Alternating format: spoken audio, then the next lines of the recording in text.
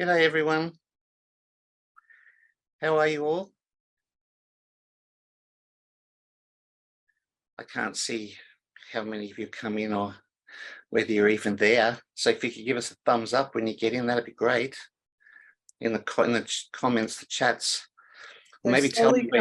They're slowly coming in. If you open up your chat, you can see. Yeah. Oh, yes, I see. Hi, Carol. I always ask, I'm always curious to know. There's this part of me, love from Belgium. Thank you, Judy, because you just answered my question. I was going to ask everyone to share where you're from, because I'm always curious to know, what part of the world I'm coming. Oh, Margaret, how exciting. So good to see your name pop up. Unfortunately, with the way it's set up, I can't see you guys. Belgium, Carol from Montreal. Oh my God, how exciting. What's the weather like in Montreal today? And Lightning Ridge. Oh my God, I love I've visited Lightning Ridge. That's beautiful out there. Bloody hot and dry, but beautiful. Great. Well, listen, guys, I've got a lot to get through this morning. Belgium still, Carol, Montreal, Lightning Ridge. Thank you, Di. -2 degrees Celsius. That's ridiculous. Cold and wet. Good morning from Abu Dhabi. That's exciting. Oh, it's not for you because you're obviously there, but for us, that's pretty damn exotic. What's the weather like there? Nice and hot, I bet. Kelly, 45. My goodness. Hot in Ballarat, 30. My goodness, it really is. Isn't the world amazing the way all this, there's so much change happening. There's so much up and down that we've just come out of a really, really hot patch here. We've just moved to Queensland and the weather's been incredibly hot. Yet down in Melbourne, it was snowing at one point. Unbelievable. Everything's changing. And that's why we're here. We need to, this course is all about reconnecting to the Earth Mother and nature and helping and supporting her on this journey that she's on with us and all the changes that, in lots of ways we've helped to create. And this is all about taking responsibility for the footsteps that we leave behind. So thank you all for joining and being a part of this with me today. I'm a little bit excited because I have two friends. I'll say friends because they've become family, because they're two people who enrolled in the 2022 course, and they are here to have a chat to you guys about their experiences. So I'm a little bit excited to hear what they have to say, because these women are both full of integrity and they're honest. So, I don't know what they're going to say. So it's going to be, I'm looking forward to hearing what their thoughts are. I just thought I just thought I'd start by just introducing you a little bit to what animal dreaming is and why it is that I feel it's important enough to create a course around it. Basically, I, like many of you, I'm sure, I don't know if there's any such thing as a perfect childhood or a perfect, growing up period for most people. I think most people have experienced challenges of one kind or another in those early years. And my experiences were quite extreme. I had a very abusive childhood and a very neglectful childhood. And I did spend, by choice, a large amount of time by myself. I just felt that, why would I draw attention to myself by being around these people who are my family and people you should be able to trust and people you should be able to rely on and people whose job it was, is to make you feel safe as a child. Well, I didn't have that. So I spent 99.9% of my time away from that setting. And where did I go? Of course, I went to nature. I went outside. And, where I lived the majority of my childhood was the suburbs of outer eastern Melbourne, in the suburbs. So, I made every opportunity I had. I would go to the bush blocks or, over to or to the areas that weren't developed yet and spend time, with the rivers and things. But even as a little child, I made sure I got out into nature. And the reason is because I felt safe there. I felt connected to it, even though, I was alone in the physical sense in that space. I never felt alone. I always felt safe. I felt accompanied. I felt supported. And the animals would give me little hints as to what my future might hold, or the decisions that might be in my favor, or, and when I was, and I'll give some examples of that in a sec, but I also was a daydreamer. So I'd spend a lot of my time in between the worlds. I would retreat to this other place. And it wasn't really until I was older that I realized that that other place that I'd created for myself was where I went to when the abuse was happening. And it was like a sanctuary, if you like, that I created for myself. And I called it the Shadowlands, of all things, because it was so bright there. And everything was so perfect that when I compared it to our world, it cast shadows. That's how bright it was. It wasn't because it was dark, the polar opposite, in fact. So I found myself in this other space, and that's where I learned to hear, if you like, what the messages that were being spoken to me by the animals. That's where I developed the ability to intuitively, I'm going to say tune in, even though it wasn't conscious. It was in that in-between space. So in the act of retreating from the physical world, I found this other place, an in-between world. And, that's where I discovered about fairies and angels, and I discovered elves and gnomes and goblins and all sorts of stuff. But I also found the underworld. I found access to the underworld, and I even to this day, I'll visit the underworld when I'm contemplating, or I'm pondering, or I'm battling, I'll say depression, because when you spend quality time in the light, the darkness gives you balance. So I can't help it. It's not something that I plan. It's not something that I try to avoid, but I am up and down a bit emotionally. And I think a lot of people who work in this field are, or people who are so connected to the natural world, because we understand that there's always, there's the bright days, and then there's the days we need to hibernate, the days you need to go within. And the animals demonstrate all that. I mean, the koala itself, for example, sleeps for up to 23 hours a day. Well, it's not really asleep. It's in this in-between space. And, while it's in that space, it gives us the access to the other realms. It teaches us how to journey between the worlds. So that's how I lived my life as a kid. I didn't even know I was doing that.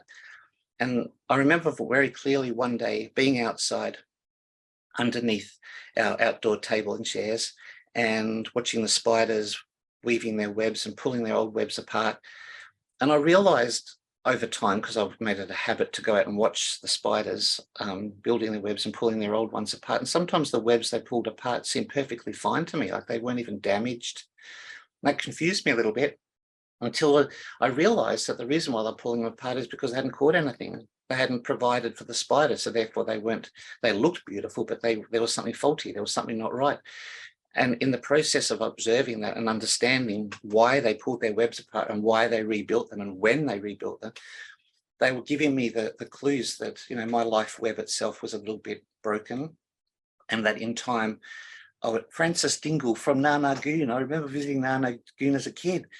And Marianne, hi, good to see you here too. Canada -20, you can keep that, thanks very much. Yeah, so, I learned that the spiders were teaching. I didn't learn, I just realized. It was like this little voice came to me and said to me, Scott, it's time that you start thinking about reweaving your life web. We call it the web of life. And even though I was still a child at the time, I couldn't make any conscious changes to the way I was living, because I could run away, but then that would just create a whole set of other problems. And I knew that, I knew that I had to be patient. I knew I had to be quiet. And the spiders were giving me the tools that I needed to reweave my perceptions, to reweave my life, to make decisions that would bring me, the ability to live a different life when I was able to break free of the confines of where I was living, emotional confines and mental confines of where I was living. So do you know what I mean? So the animals in my world are the messengers, if you like, that I look to, the messengers, and I like to say the messengers of the Earth Mother. I like to say that the animals are the voice of the Earth Mother. I like to believe that the animals are here as our guides and our friends and our family and an extension, if you like, of us, and they mirror us in so many ways. And by watching and observing them, it's like they are offering us a secret language. They're offering us a secret way of looking at the world that we live in. And look, to be honest, I realized very early on that by listening to the animals and watching the animals, not living like an animal, but observing them and watching them and learning from them, I could very easily regain some control and live a productive life, which is what I've done. And in saying that, you've got to remember too, I'm also human, and sometimes all the knowledge in the world doesn't mean you can access it or hear it or see it when you need to, because you know, when you're in overwhelm, you're in overwhelm. But at the end of the day, I know in my heart, without doubt, that if I have a problem or a question and I just go outside and sit and speak to the Earth Mother and share with her my thoughts or my worries, I know without a doubt she will send me a messenger to tell me how to navigate that issue. She will send it to me within 24 hours. And that's what this course is about, to help you to remember that connection, to remember that ancient connection that you all carry and hold and value, but maybe have, you know, over time, the how to access has waned a little bit, or because of life or circumstances or indoctrination, all sorts of things. We've literally forgotten who we are and why we're here. But the animals have never given up. They've never forgotten. And Mother Earth, of course, has never forgotten or given up on us. And animal dreaming is that philosophy of reconnection. That's what it is. It's a reconnection, a philosophy of reconnection and remembering.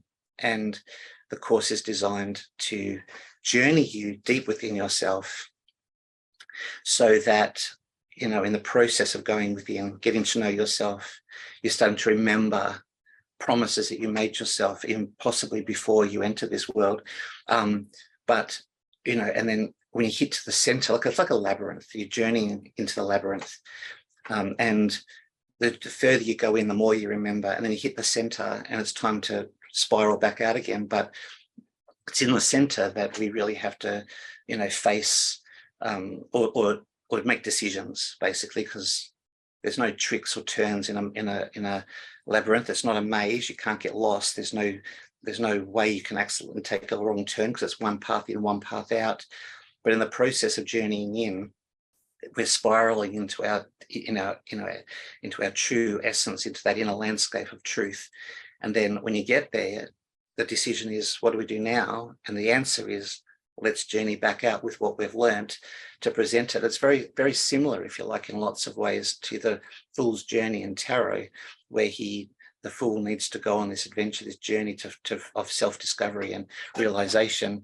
And only when he's mastered or understood the ups and downs, the ins and outs of everything, that he's literally allowed to re-emerge and start living his physical life again, because he's journeyed deep down into the underworld to understand who he is. And then he emerges triumphant that he's remembered who he is. And that's basically what this course is designed to do, to journey us deep within. And it's a very powerful healing journey, because in that remembering process, we're able to strip away, like the snake teaches us, to shed all the old stuff that doesn't serve us anymore, all the old skin that, you know, is confining us and controlling us. And we need to break free of that to allow the true self to emerge. It is a very powerful healing process in the releasing and the surrendering of things that no longer serve us, or old beliefs that aren't even true or aren't even ours in the first place. And this course is designed to help you to realize, hang on, that's not even my belief.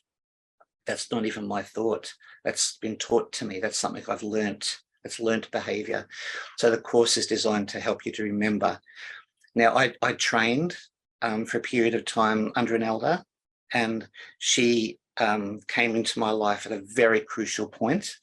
I was, and I don't hide it, I'm not ashamed of it, I'm not embarrassed by it. And I'm not going to say I'm not proud of it, but I'm glad I hit this point of when I was considering whether I even need to be on the planet anymore. I reached a point in my life, because of all the abuse I'd experienced as a kid and the confusion of related to all that. I hit this point, and then there was a terrible accident where two kids that were like brothers to me were killed in a car accident, and I found the accident. And, you know, that was like the straw that broke the camel's back. So I was very much at this crucial point of questioning whether I even wanted to be on the planet anymore. And that's when her name was Raven, believe it or not, that's her real name. She came into my life as a medicine woman, and she took me under her wing. And she, over a period of, oh gosh, close to 18 months, it has to have been. We can't remember the exact start or finish point, but we know when we sit down and talk about it, it's around roughly 18 months, roughly. And I would visit her house every day.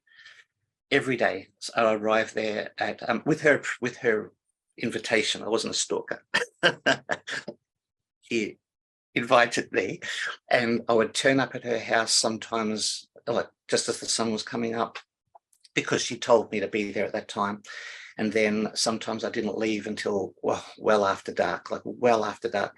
And sometimes when I was there, you know, she had mum things to do, so she had kids stuff to deal with. So she might give me some material to read, or she might send me out into the field to wait for a sign to be presented. You know, I didn't, you know, or I'd wash the dishes and do the ironing with her and stuff. You know, some days was just about being a human, but being supportive.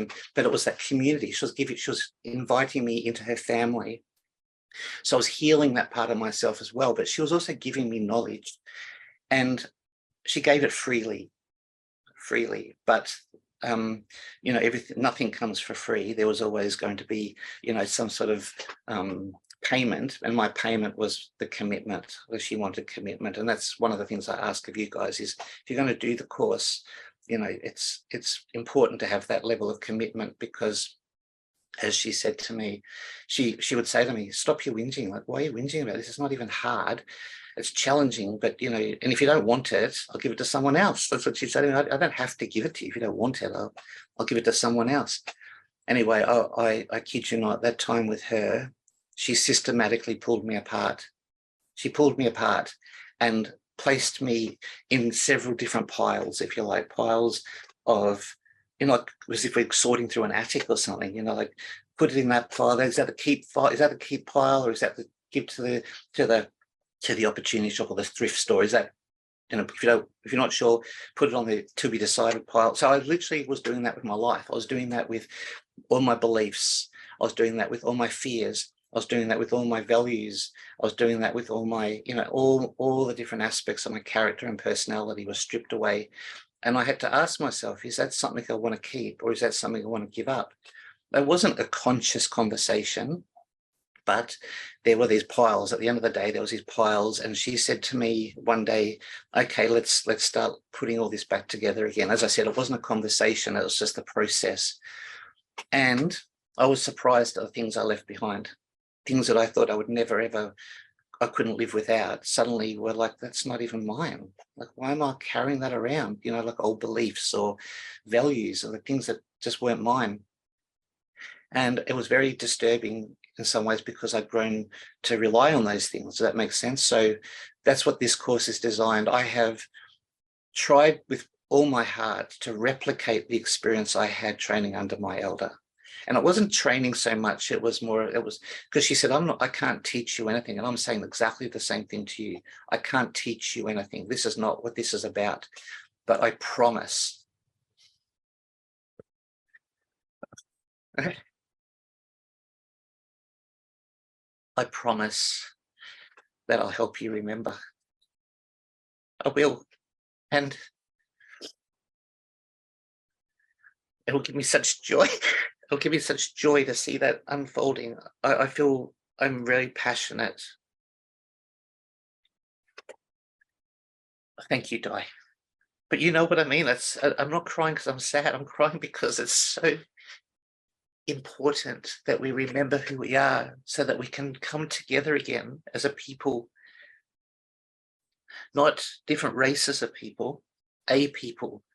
And when I say a people, I'm not just talking about the humans. Raven once said to me,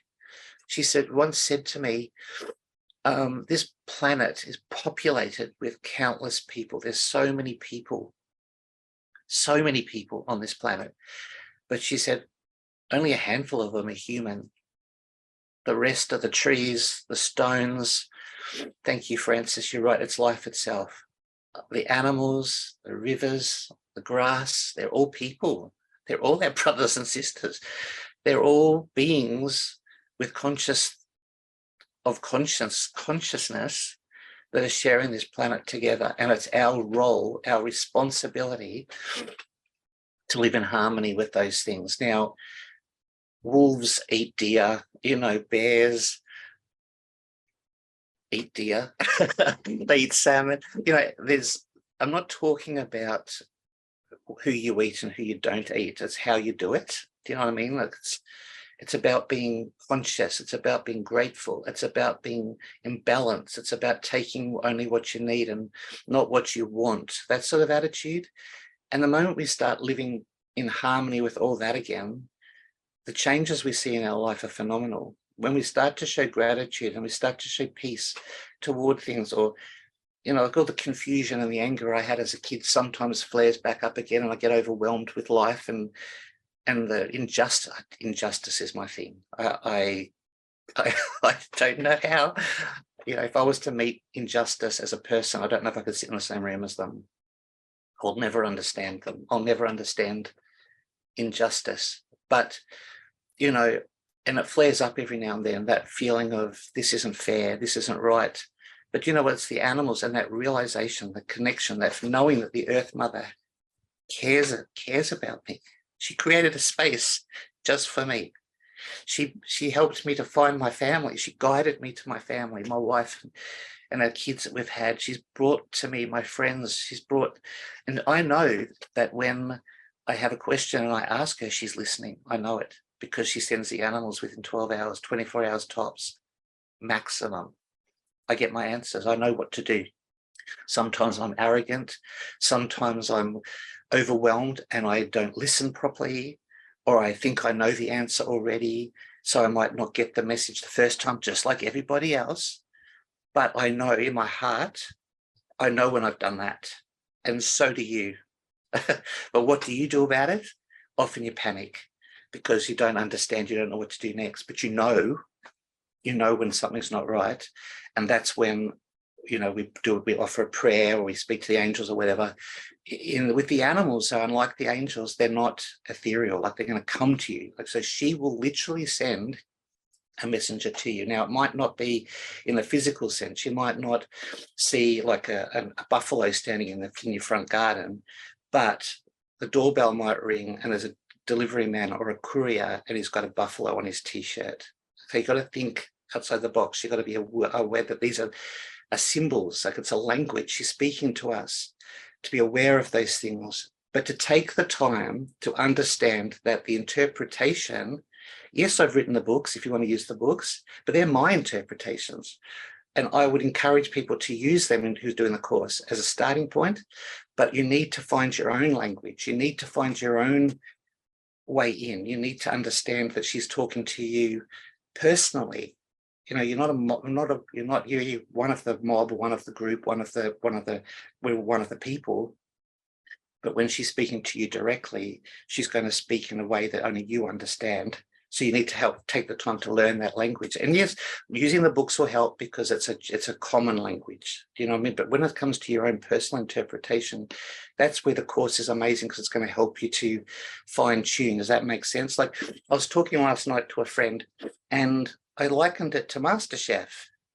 Like cooking on MasterChef, all the contestants are given their mystery box. I haven't watched it in a long, long time, so I don't even know if this still happens. But I remember one episode where they all had this mystery box and they lifted the box off and they all had the same ingredients. All had the same ingredients. They all had the same information given to them. And then they were asked to turn it into something. So they all had to interpret those ingredients in a way that was personal to them. And that's how I run the course. I give you everything you need, but then I ask you to find your own way, to find your own connection, because until you find that, it's very hard to teach someone else. Like the wolves, they have their own, every wolf pack has its own, they all do the same things in lots of ways, but how they do it is unique to that pack. And that's what this is about. All right. So, and yeah, so that's sort of the core, and that's what I really want people to understand, is that I'm not going to teach you, I'm going to help you to remember, and I'm going to give you the tools, but I'm also going to give you the space to experiment and explore so that you can find your own truth. I don't want, the one thing I don't want is people going out and regurgitating what Scott says. I could just buy the books for that.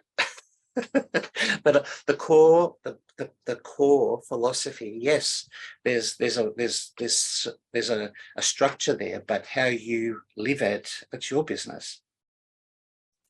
Do you know what I mean? So the course, and there's these beautiful women are going to come in shortly to help, and Di is going to be the first person to speak, and I'm going to ask her a few questions, even though I know she's got all the information there. She knows exactly probably what she wants to say. But I just thought it'd be really cool to have you hear what the other people say. Like, it's all very well. Like, I love I think it's brilliant. I think it's great. I can't believe I wrote it. I'm reading everything. I'm thinking, like, I can't believe, where did this come from? This is just great. Like, I can, I'm surprised myself. But then so that's why I thought I'm what's the word? I can't think of the word, but I'm programmed to think it's great. But to have someone else come in and talk, I thought that would be very helpful for you guys to understand. So after they've had their little chat, I'll explain to you how the course is structured. I'll give you some insight into what each of the 6 levels will involve. It is an intense course. There's a lot to learn. There's a lot to get through. But, the beauty is that it's going to happen again next year.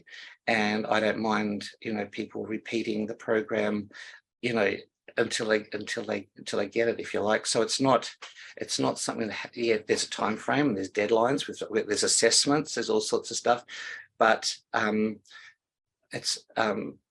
not going to sit there and say you've fallen behind, you fail. I'm not going to do that. We're all going to walk it together. We're all going to, even if someone does fall behind, I know they're going to catch up. I'll make sure they catch up. I'll make sure that there's opportunity for them to catch up. No one gets left behind. So we're all going to get through it. And I would hope that we'd all get through it with the same level of understanding. But of course, humans being humans, some are going to get it more than others. But the structure and everything is in place that everyone will journey it together. All right. So it's about 9:27. So I'm going to, Tamara, what do you reckon? Is it okay if we bring Di in a little bit early? Is that? Yeah, absolutely. Thank you. G'day, Di. You might need to unmute yourself. I think she is. She should be able to talk. Can you? Oh, she's muted herself. You need to unmute yourself again, Di. Yeah. There you are. Like, this is normally me. That's normally me that's doing the lingering in the background, like trying to figure out how to come on. Good to see you. Yeah. How are you? I'm so well, Scott. How are you? Equally as well. Yes. And hello, Frances. I've had the pleasure of meeting Frances in Nanagoon. So yes. She has a lovely historical place out there, which is fantastic to go to. But how are you today? Me? Yes. Me? Yes, I'm great. Yes. I was very excited about today. I thought this was going to be a great day, and I was looking forward to seeing you and seeing you in this context, as opposed to, someone on the screen when we're doing the course. So it's good to see you, and I'm dying to hear what you have to say. I do have some questions that Tamara has prepared. By the way, everyone, Tamara is she's like a guardian angel, isn't she, Di?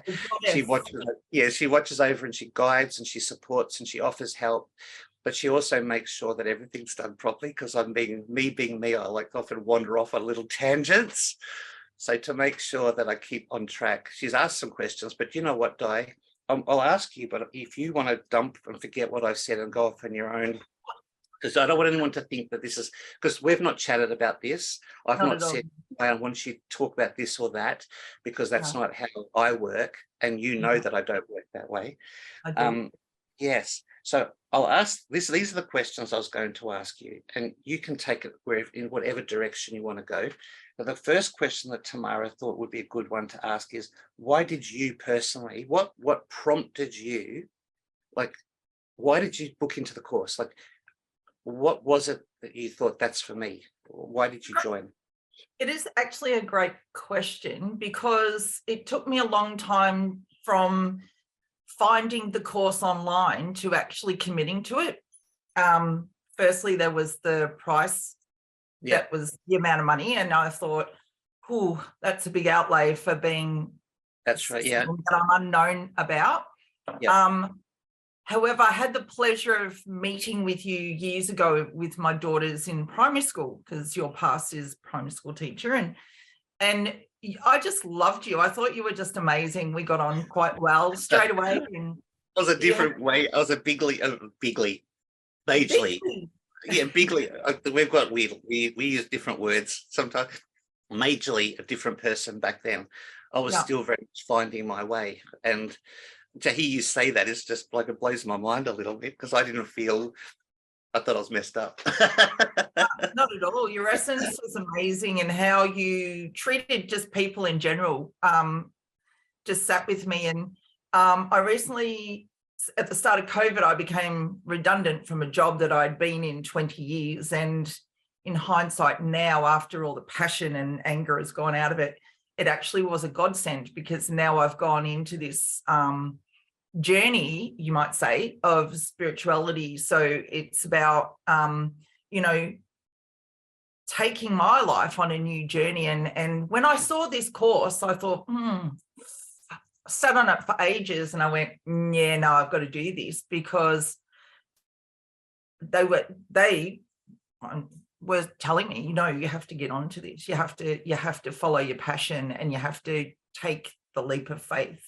So I have not looked back. Yeah. I have not looked back. I have enjoyed every second of it. The way you've prepared the course is amazing. It's easy to follow. Yes, there's a lot of work that you have to do by yourself, but it's so easy to follow that I've been able to do that, and do that quite happily. You don't push us to be on the deadlines. Life does get in the way. Moving house. Hasn't that for every single person involved? Single person involved, something has come up that would normally have thrown them off, upset the apple cart. But we've all talked about it countless times, about just not, and what's the things I say is, don't bully yourself to do more than you can achieve. And the weight that lifted off everyone. I didn't even, because that's how I live my life, and that's how I'd raised my kids. And I just said it. I didn't even consciously think that's a good strategy, but I could see it in everyone's face. So you saying that's great. We're all a little bit relieved, because we are all adults. We all have families. We all have other commitments. It's not, this would be a full-time course if it was a university. It would. Degree, and it is that good. It could actually go into a university and be an accomplished course for anyone to do. Yes, and you've all seen just recently Scott's passion. We all love him. We all want to hug him virtually, because, he's just the kind of person that will give you everything. Even if he has nothing more to give, he'll give it to you. And, we try not to ask too much, but sometimes, you need to ask that. And we understand he has his commitments too, but the information, getting back to the course line, is just so easy to follow. And Tamara has presented it, I guess, in such an amazing way. And, if you can't get onto Scott, Tamara is always there, along with the Facebook group. And we are a family. All the people on the course, we all chat. We all jump online with each other and go, oh, I'm struggling. Yes, his heart is on his sleeve. We're all struggling. Where are we up to? And just having that connection with the other people in the course just gives you that little push to get over that hurdle of stagnaticity, I guess it would be called. And there's some challenges. The burden of life weighs you down, and to have others say, I understand, I'll help you back up, I'll help you get up. That's what we all need. We all need the community. And that's what it just makes me so happy that part of my vision has worked. because I wanted to create a community. That's what I wanted. I wanted people to know that we weren't, you're not studying this by yourself. There's nothing, this is a lifestyle, a way of thinking, a way of living that we're all trialing it for the first time, and it's working. We are. And, the community itself, if you are struggling, or, you get on and you go, oh God, I'm only up to module 1, lesson 5. And they go, really? You're that far? And we jump on and we give each other hints of what we've done and how we've gone. And it's just, it's just a really good base to come from, because it relieves Scott from that burden of being the one that has to be the teacher, because we are all adults and we can do it.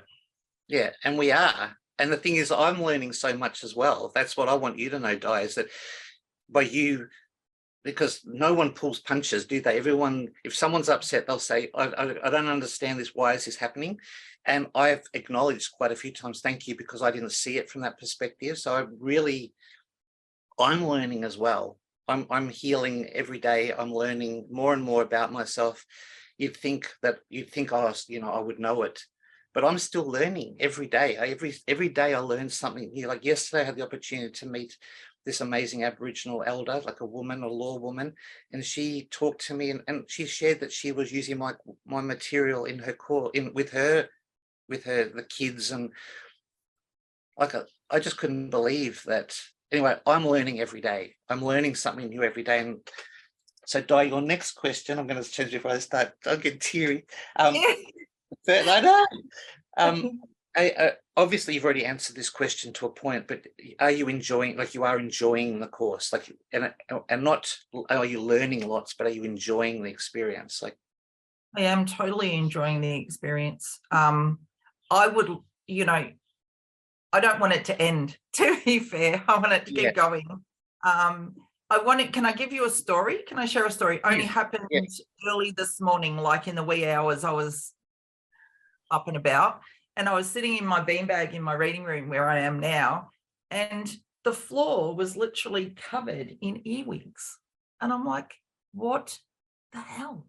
Earwigs. So, we all get a little bit frightened of earwigs because they got those pinchers and they're known for crawling in ears and, eating brains and stuff like that. It's very scary. They don't eat your brains, but that's what we tell our kids. They don't eat your brains. Yeah, they'll go. No, they don't. They don't. But that's the image, right? You instantly get this fear. But that's right. I would have jumped up and squished every single one of them before I did this course. And then I was sitting there going, hold on, this is a message. There's a message. And a little while ago, a couple of days ago, I did some meditation on reconnecting with my mum, who's in spirit. And I was going through a little bit of a hard time, like Scott shares his stories, and everyone's got a story. And it was like I was feeling really down. And I was saying to my mum, can you give me some help here? Because I really need to get up and about. And, I read your book straight away. I'm going to do an unshameful plug.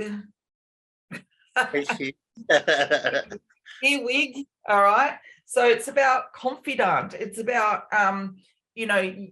they're whisperers. They're whisperers of messages of motherhood. And I'm like, get out of here. This is incredible. Mind you, I scooped them up and moved them because they weren't part of the furniture. But, as I said, a year ago, I would have jumped up and squished them or sprayed them with fly spray or something and killed them all. But instead, it just gave me the knowledge that I've learned over this course is about, hold on, there's more to this. There's a reason they're here. They don't just fall out of the sky. Did you know earwigs fly? Yes. Oh my God, I never knew that. Do you know something? Now I've forgotten what I was going to say. Forget it. I'll remember it. So they're there for a reason. What I was saying is that they've appeared for a reason. Absolutely, and, every time. It's just. And this was what I'm going to say. I don't know how it works. I still to this day, people say, "Oh, how does it work?" I don't know. And do you know what? I don't care, because I know it does. That's all that Yeah. matters to me, it does. So to Yeah. have, if I was to say to you, oh, by the way, Dive, eagles come into your house, this is what they're saying, you'd be like, oh yeah, fine. But when you experience it for yourself, and you think, what else they got? What? So the book's there and you've used it and it's brilliant, you know, because it's helped you. I don't say brilliant because that's not what I meant. The book's Yeah, I not know what brilliant. you mean. The fact that it helped. I know what you But mean. now you're wondering, I bet, what else can they tell me? What Yeah. else can they tell? So that's Yeah. where, and that's where the journey becomes yours. So I've given you the foundation, and I want You this is, yeah, you have to. But then I Googled. Then I Yeah, Googled it. that's yes. And once upon a time, you might have gone to a library, so it's no different. Go on. Oh yeah, yeah. So it's talking about the earwig is talking about a whisper of messages around motherhood. So Yeah. I could take that as, do I need to step up as a mother? My girls are grown and now they're, you know, they've got babies now. It makes you feel old, doesn't it, Scott? I Because you know. had I them don't want to talk about that just yet. But then I thought, no, I've been asking for a sign from my mother Yeah. that she's around, and oh voila, 30 of the bloody things at 2 o'clock in the morning. But if there'd been one, you might not have noticed. If there was two, you might not have noticed. So No. when you get en masse, you know, this is something that's very important. And No. I feel so honored to think that just that little bit of information I gave you an idea to so now you're on your path, like you're there, you're doing it. Yeah. You're on your way back Yeah. to the Earth Mother, and that's all I wanted. Yeah, so Yeah. the things that I've done a little list of the things that we've actually learnt so far. And to me, the most important is about trusting your intuition, trusting your gut feelings. And if I hadn't have trusted my gut feeling last night, I would have slaughtered 20 or 30 earwigs. For all messengers. Yeah. Yeah. Signs and symbols. We've learned about our totem animals. The first thing you do in the course is you actually reflect on yourself and your story and where you've been. And what happened for me is I got past my past career and went back to my childhood and connected myself with all the animals that I'd actually had connection with.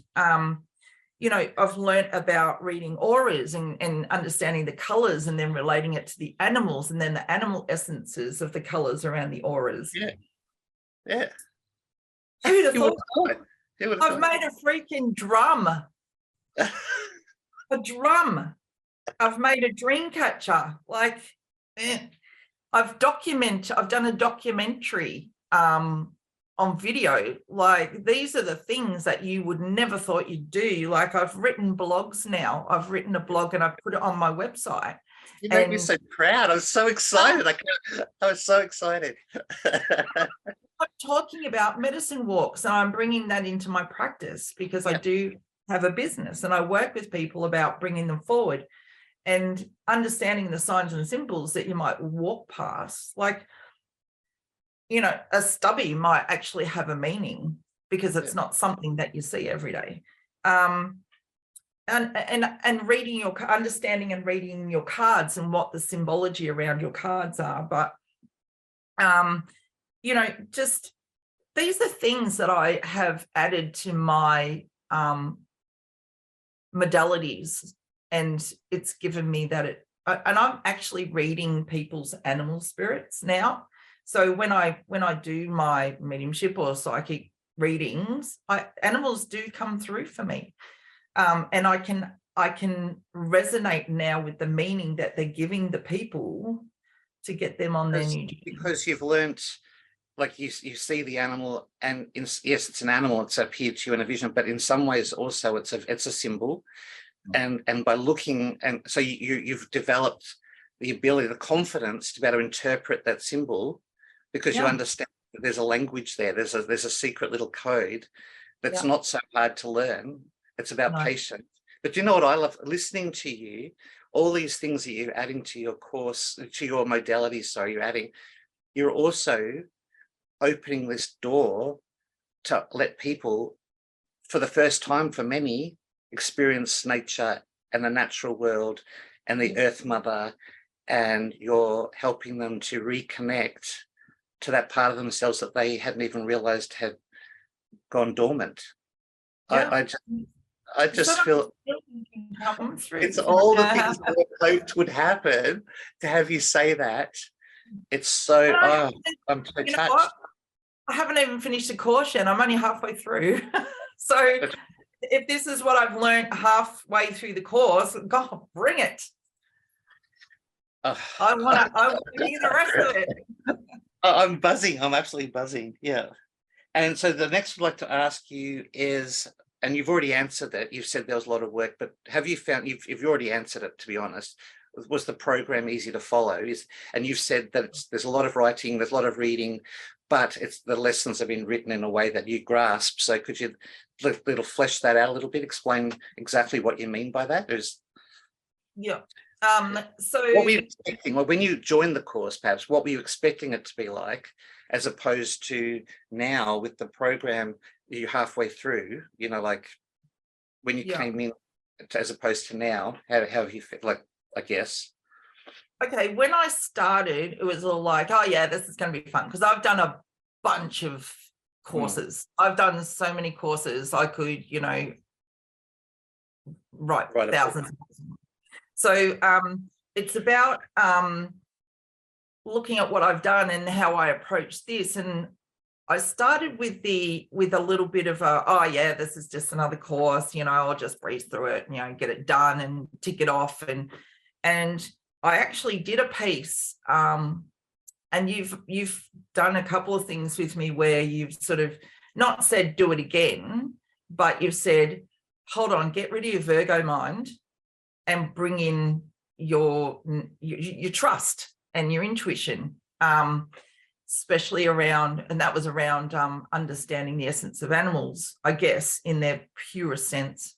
But I was very flippant at the start and just did what I had to do to get through. And then I'm like, no, we need to go back and delve deeper into this, because you're giving me the opportunity to really invest in like, it is an investment in your future.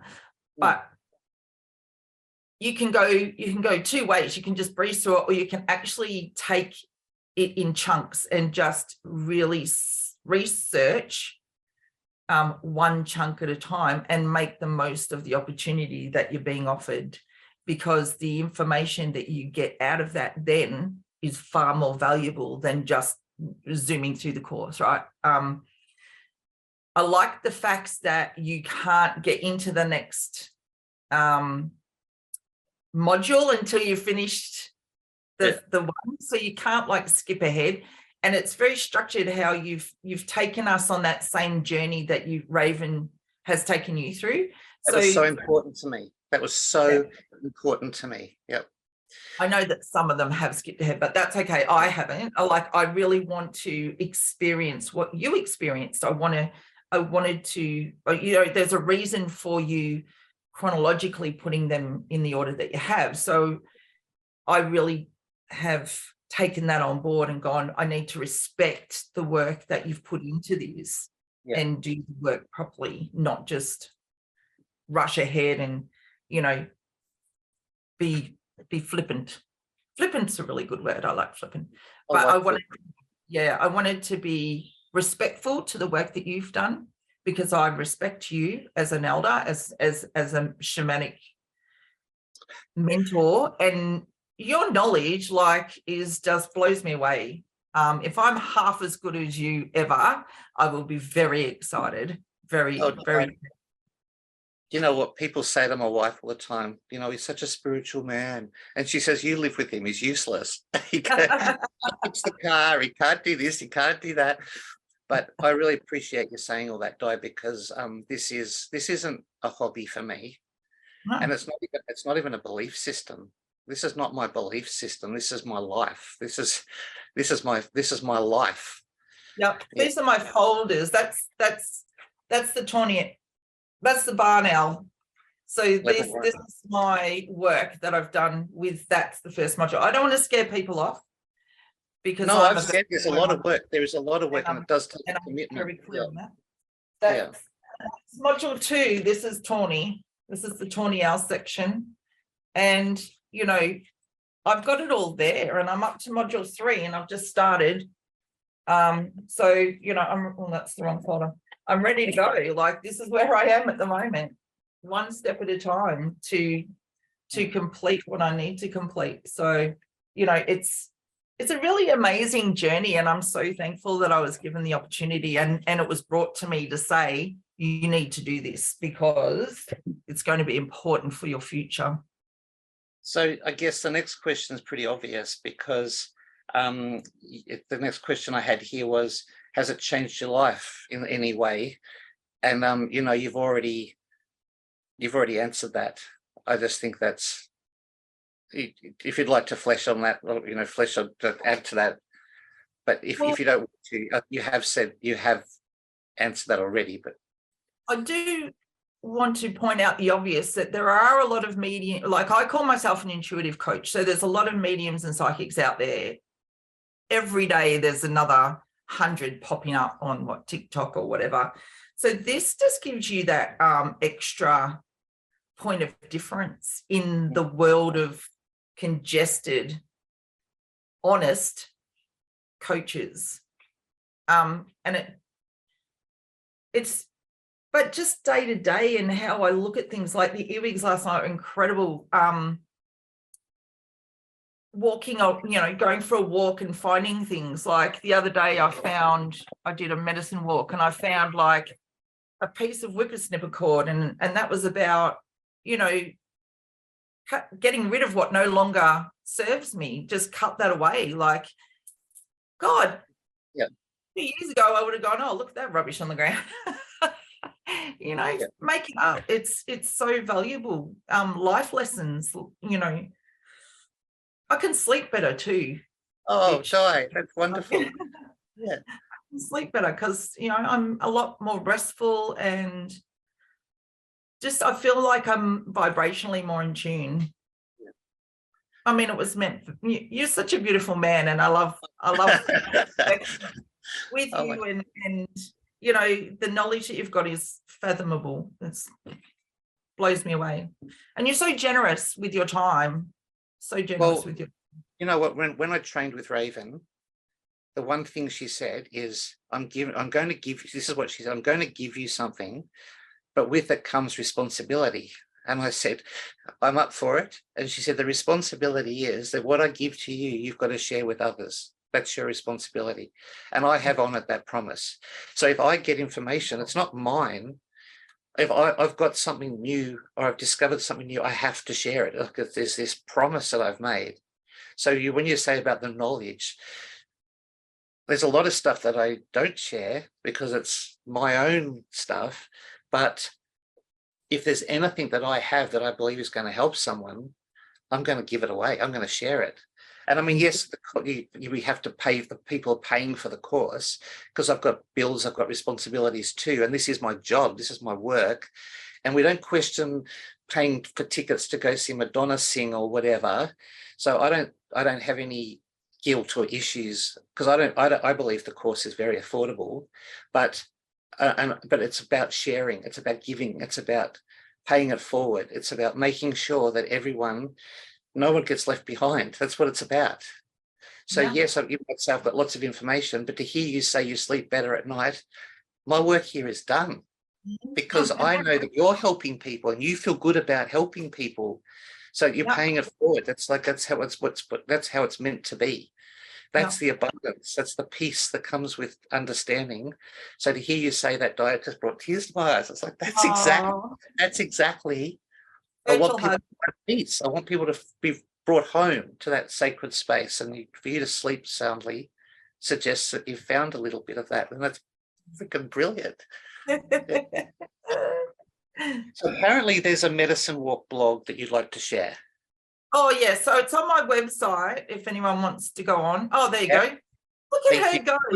I kid you not, she is the guardian angel. I can tell you that. She is the number one dude in the world. She is the best thing since sliced bread. But yes, I've actually put it up on my website, and am doing some Facebook weekly imagine that things, which is about, imagine you're walking through a forest and you've got career on your mind and you find out A, B, and C, and having people comment back on that. Yeah. And then we'll go through and analyze it and bring it through.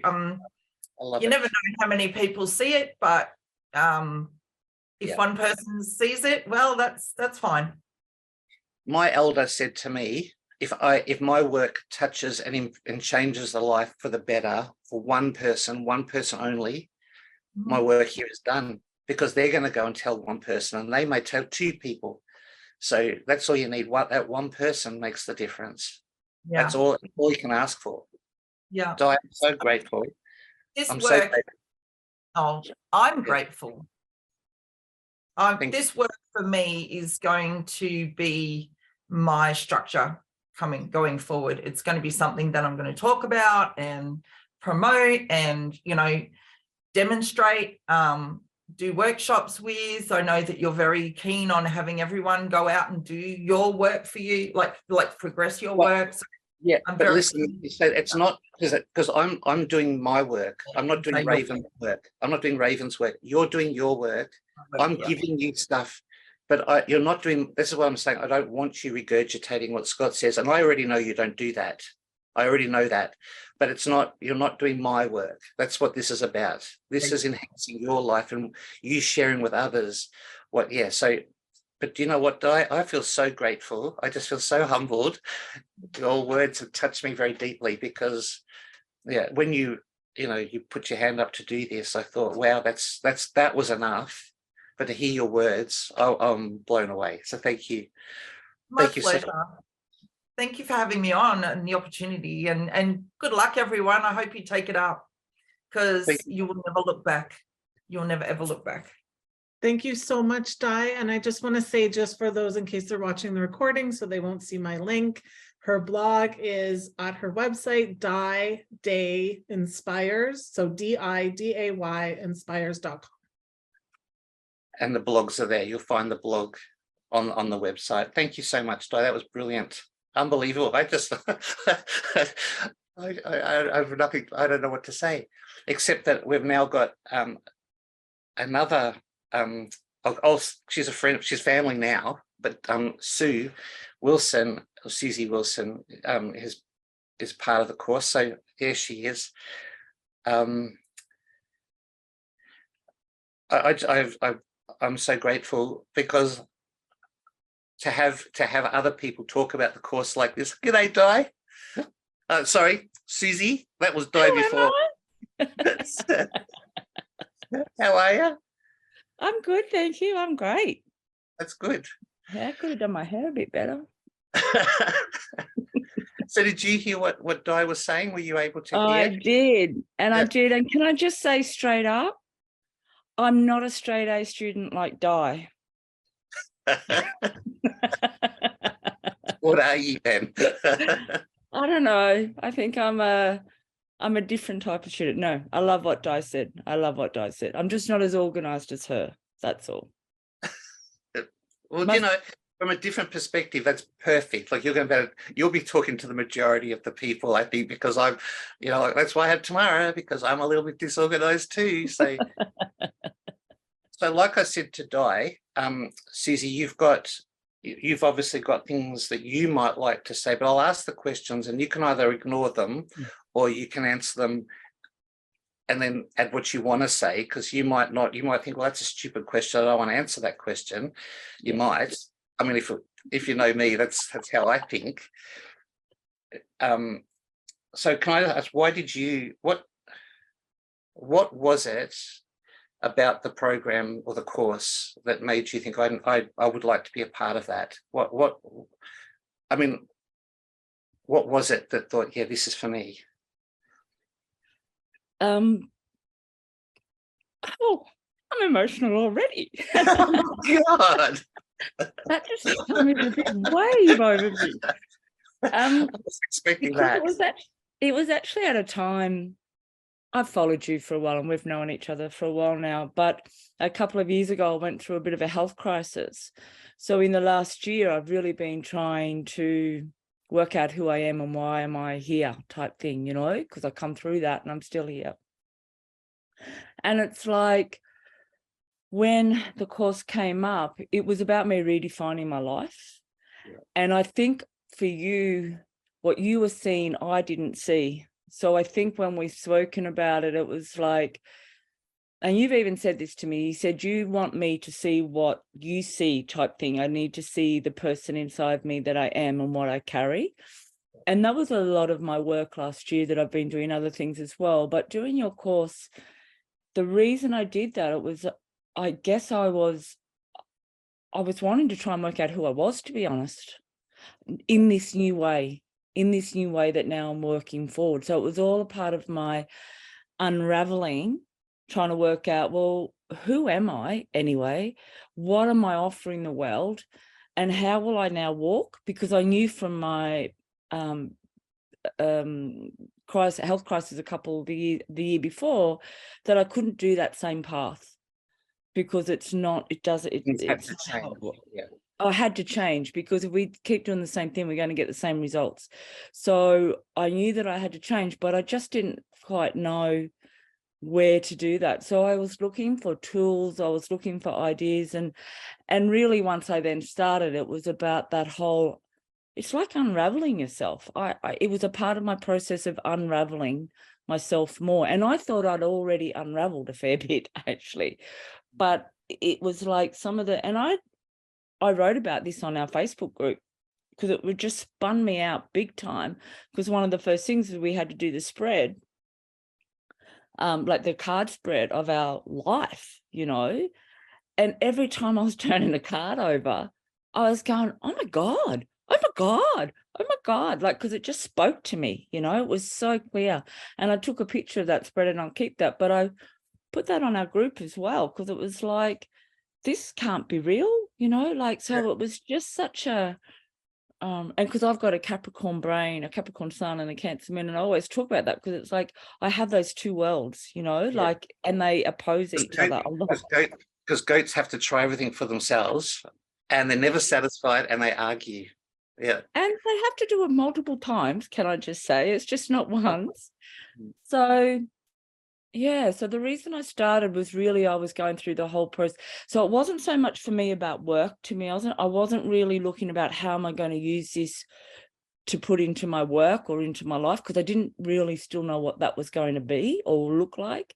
That was like too big of a picture for me. So really when I started, it was really about my own therapy, if you like, my own healing, because I heard you talking about money before. It's like, we spend thousands of dollars on therapists and going to retreats or weekend courses and all that type of stuff. So it was like, it was about, this is my journey that I can also come out on the other side with a tool, or tools, as it turns out. And it was about, the other reason I did it was because so redefining my life, but also I've heard you talk a lot and read your books, and I remember reading the Earth Medicine book a few years ago now. And I remember when I read it and I was like, oh my God, Scott, like, this needs to be in a course. Like, I want to do this. You know what I mean? I had that feeling when I was reading that book, and it still sits next to my bed. Like, it's one of my books go-tos, you know, it's like, oh yeah, what did he say about that? So for me, even though you call it the Animal Dreaming Practitioner Course, for me, it was more everything else that actually captured me into that as well. It was because I'm more of your earth medicine type woman. I like the herbs and the flowers and the trees and the symbology and all that type of stuff, you know. It was that. It was like that respect for your knowledge, because it's phenomenal, as Di was saying. Like, it's like, there's no words for that. And then the other, and because it also comes, it's knowledge that, you know, comes from within you, that then you share. So that's a very strong knowledge, because you know that that's then supported by. Well, I'm not gonna, like, this is the thing, my kids will tell you this as well. I'll never tell you or ask you to do anything that I'm not prepared to do myself. 100%. And you say that to us all the time, even when we're in pain and we're going, oh my God, really? But it's like, we know that, and we know that you've traveled that road because otherwise you couldn't do what you do with the course material that we've got. It's not, and I say this to a lot of people, it's not just one of those shamanic, we can get a certificate and be a shaman type course, because it's just not. So I think that people coming in and doing this course, for me, or the way that I knew it, was because it would come from complete integrity and complete, like any shamanic work, because I have sat with different medicine people around the world, you know. So it's like, for me, it's about to walk in that integrity. You got to unwrap yourself. You got to so it was all that process, so then I can rebuild, really. That's why I got involved in it. Well, that's beautiful, because one of the things that I've discovered in my own healing journey is you've got to get out of your own way. Yeah. And this course is designed to almost trick you into thinking differently. Like we have to get to that point where we see truth for what it is and not be afraid to acknowledge it. And that's what the course, that's where it's all about remembering, because you know what's right. You know what's right for you, and you know where you need to be. But we've all got lost. We've found our ways in different directions, and the courses. So to have you say that make me, I just can't, like, just feel speechless. I can't believe that dream, like, you're verbalizing what it was. I was hoping you'd get out of it. I can't believe it. I just feel so honored. Yeah. And the whole thing about, getting to know yourself and unraveling yourself, like, we have to know that sometimes that's not pretty. And that's a bit painful. You know what I mean? Like, it's not just about it. No, it's not. But you know what the best thing is? I can get onto our group page, our private group page. I can do a live. I can sit on there and talk and cry and yell. I can swear at you. I can do all that type of stuff, like, remember the time about the eel? I said, I don't want to be an eel. That's disgusting. I have this whole process. It's like, yuck, is that what I've got to do? Like, but that was like, to have that place to go to. And it's not you, because I've got all of those other people, because they're all teachers as well. I believe everyone's a teacher. And as you said, we're remembering. So to be able to have that, to be surrounded by teachers that can all give their support and input of that moment, like, that's pretty special, hey? I feel so proud and honored, privileged. Yeah. But to have you say it, and to have Di say what she said, I'm going to ask people to do this more often. I'm going to ask people to tell me because it's just the relief, the excitement, the knowing that I've honored what I've been given. Yeah. I just find it I feel this weight has lifted off me. Unbelievable. So the next question, before we get all soppy, don't make me cry. You've already said it, but again, you're enjoying the course, like, you're enjoying the program. I am, but I've got to say, like, for me, and I think we do go, I heard Di say, you're going a bit flippant. I was like, yeah, this is a course. I'll just, like, get through it and get it done and get it completed. Like, that's the goal. Just let me tick it off, all the assessments and everything.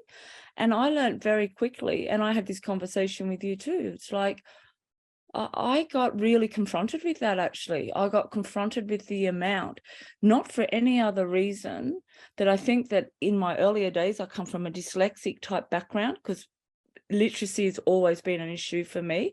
My daughter still yells at me if I put a post up in my work and it's not grammatically correct. She said, Mum, please read, check, because I don't have that as a high skill set. But the other thing is the overwhelm of the dyslexia, but it was also because I was sick. I think I have a bit of my brain still coming back. But that was a little overwhelming, like the content. And I just wanted to bring that up, because I want people, and I was that person. I did want to get to the end, not to complete, but I need, like, the way I learn is that I read the last chapter first. Yeah. And then I go back to the beginning. I have to, it's sort of how my brain works. It, like, puts it on that train track or something. So I couldn't do that. So that actually was, and that was sort of a bit tricky for me, to be honest, because it was like that moment of realizing, oh shit, like, this is like real proper, because I work with the Aboriginal woman with their stuff, and it's like, this is like proper business. Like, this might be online. this might be whatever, but this is like you're sending me out on a vision quest every week to go do this work. That's how I see it. Right? Because that was, life isn't planned. Like life is a series of twists and turns, and that's why I said earlier, it's very similar to the tarot, because when the fool leaves home for the first time, he's oblivious. That's why it's called the fool, because he's oblivious to the obstacles he's going to meet along the way. And if I tell you, don't do it. Because like the court, like if there's going to be signposts, be careful, falling rocks, whatever. If I bring you that sign and say, by the way, you're going to be seeing one of these on the way, you're going to miss everything else because you're going to be too busy looking for that freaking sign. 100%. So you can't learn for yourself. You can't remember if there's some dude there telling you what's next. And you can't remember if you're focused on something down there, because to be able to remember, you got to sink into you. So you actually have to start to get to know you again in this way. We've all can do different work and think, and I've heard it so many times, oh yeah, I've done that, I don't need to do that again. It's like, you're never done. You're never done. Like, it's about going in and remembering at another level and another way and another word and another symbol. Like, that is really powerful. And even if you never take that into any work anyway, you're just going to be a better person with your family. And you're going to tell a story in a different way to your kids. So and they're going to be better for it as well when they have their kids. That's right. Isn't that what it's about? Like, it's like that whole pebble scenario. Like, let's just be nice to our family. And then if we can get there, let's be nice to our community. And then the rest happens. But it all starts from in here. And that's always been my teaching.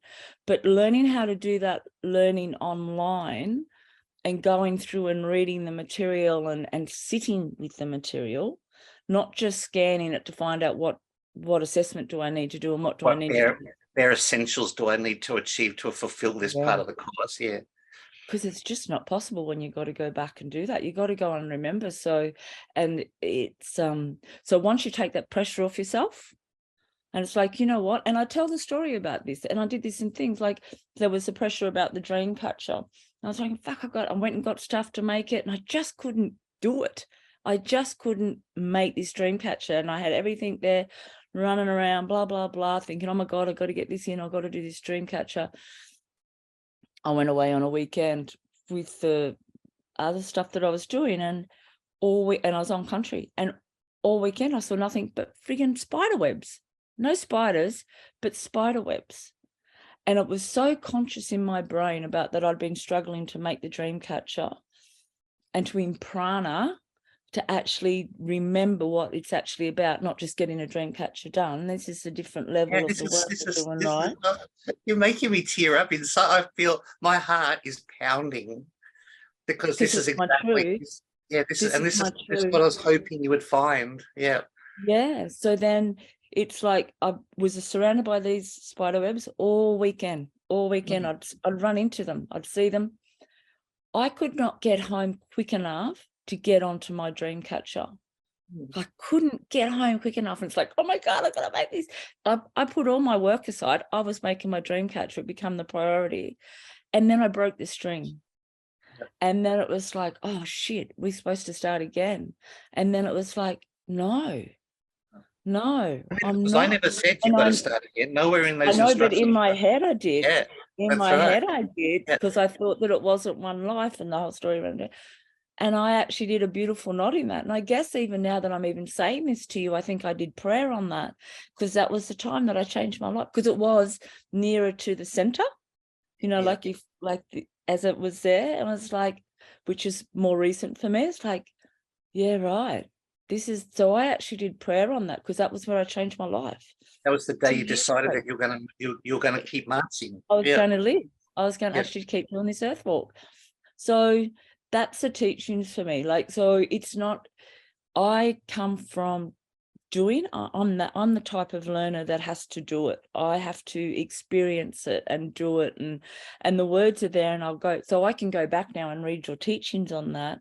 And now I'm traveling with that. Do you know what I mean? Right. But I am that experiential learner. So I think for people on here thinking about, is this for them? And when I was listening to Di, it's like, oh my God, I'm at the other end of the spectrum on how I learn. And I think that's you know what, nice. you're both, to me, looking at it, you're both at the same place. Yeah, but we've And- traveled different roads to get Yeah. there, which I think is perfect, right? Yes. And I would be really worried. I'd be really worried doing this sort of work. I'd be so worried if you hadn't have found those hiccups and those roadblocks. If you hadn't have hit those points, I'd be thinking, okay, so you haven't even really been doing the course. That's right. But to hear you say that, I know it was challenging, and you might have felt it like a deer caught in headlights and not quite sure which way to turn or what you should do. But the fact is, we've got the platform to share and to talk, and but the fact that you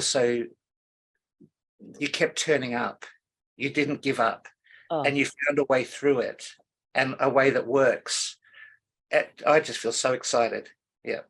And it wasn't easy because I did have to order my brain to sit and actually like that. That's what I said. That was such a learning in itself. That was so good. Yeah. Thank you. I can't. I'm going to get people to do this more often, because this is this is feedback for me. It's great. Okay, so obviously the next question we asked before about you enjoying the program, which you just said yes, and have you found, like you've already said quite clearly that you found challenges in the way it was presented, because the way your brain works and the way you are as a person, but overall the way the course is structured, the question, like what I asked Di, was, have you found it easy to follow? Is it been clear, is what I guess it's asking. It's so clear because you are so, it's so methodical, and and I heard Di say, and I agree, it's like the step-by-step process that we actually go through, like it is so clear, it's set out, you've got videos, we've got the reading material, we've got the catch-ups that we have, like it's all really set out very clearly about what to do, and the assessments is really clear. And if you and as long as you're not like me, you're going to try and jump ahead and then you get all overwhelmed, but if you can come back and go, okay, I'm just going to actually, I used to use the word the imprana, like if I just actually want to embody this teaching this week. So I sort of just imagine that when I do that lecture, and it's like, I think the Dreamcatcher is such a good example. So I wasn't necessarily reading all that time, but that was in my energy field. That was what I was imparting that teaching. So I went on my little vision quest with that for the time whilst doing my life, But it was in the background the whole time. So now I get the whole Dreamcatcher thing. I look at Dreamcatchers inside, and the same when I'm doing the tinctures and the tinctures essences. Like, and even made up my own oils and stuff. Like, that's been a big thing for me to actually hop into my creative, remembering my creative, and knowing that there's medicine in that. That's personally where I'm at, right? That's like, and I haven't thought about how I've even necessarily go and put a business model around that, but it's just a part of my life. Yeah. Because that's the course was written for anyone, everyone. Yes. Whether you want to follow the path for yourself as a healing journey, whether you want to follow the path so that you can just teach your children or remind them how to reconnect to the Earth Mother for the future, or whether you're doing it because there is opportunities in there to add to your business and to actually turn it into a business, doing card readings or doing healings or taking people on walks around the zoo or whatever. There's opportunities there to earn an income. 100%. And so the fact that you did the course for your own healing, to me, just makes me so proud, because that's why I didn't even know I was doing a course with Raven. I didn't know I was. She didn't tell me until I'd finished almost that there was an apprenticeship and that she was proud of the person I'd become. But I did it for me. That was all. I was there every day because I needed to understand my shadows. I needed to understand why I have these thoughts and these responses and reactions. And to have you say that, that's what you got out of it. That's what you're getting out of it. It just makes me so happy. I just feel so honored. I think that, I think in the modern world, everything's really fast. Yes. And we want to get things done real quick, and we just want to get to the end point. And it is that old saying, you know, it's not about the destination, it's about the journey. And if we want to have this, and we don't call it shamanic, but I would call this an Earth Medicine Practitioner Course, not just the animals. And the animals are certainly a part of my life, and I listen and talk and all that type of stuff. But for me, it's a lot more than that too. For me, it's about remembering all of the others, connect, because Mother Earth is my teacher. She's my thing, you know, like, and all of the elements, all of the elements that we carry and walk with each day. So, and because water is my medicine. But to know that this is about a journey. So I've now had the opportunity to hop on with this other teacher, yourself, to go on this journey and really just sit in that and to sit in that, to implant of that, to then reverbalize that in my way. So then I can now share it to the next person, because that's one of the things that come up about getting feedback. And I've, again, sat with a couple of different shamans around the world and old Aboriginal women actually, and they just do not give us feedback, man, because we've got to go into our spirit and connect with spirit. And that's where we get the feedback, because we know that in alignment. And as Di said, she's sleeping. So that, as she said, your work's done, because now we know we're in our body and we're aligned, right? Same thing. I've got no words. I just hear you say it. It's like you're speaking a language that I totally understand, and the fact that you're even saying about how, you know, making it yours, because until you find your own place in it, till you find your own language, your own connection to the animals, to the natural world, to the trees, the plants, or whatever it is you're working with, till you find that, it's almost impossible to share that with anyone else, because you're not going to be able to use they're not going to believe you, because you're just reverberating. You're just reverberating. You know what I mean? They won't hear you say it, because they'll hear me say it and I think that sounds weird. Yeah. I love what you're saying. Yeah. Unbelievable. So I guess, again, you've already answered this question too, but like I asked Di, has it changed your life in any way? Not anyway, just always. You know, always. It's like, yes, it gives me 1,000%. So I think the words that come to me is it's about my consciousness and my awareness and it's my confidence now. And I shared this with you, but to share with everyone, like my confidence to follow my intuition. So I woke up one morning about I needed to go and mix oils. And I've never worked with Egyptian oils. I know basic oils, but not Egyptian oils. And I had this really clear indication this morning that I had to go to this place. I knew they did Egyptian oils to make a blend. And I had the confidence, and I think it's come from all of these, you know, making essences and all the things I've been making, smudge sticks. But learning that it's not just about making these things either. There's a story behind each of that. There's a protocol and proper way that Not gives a craft them workshop.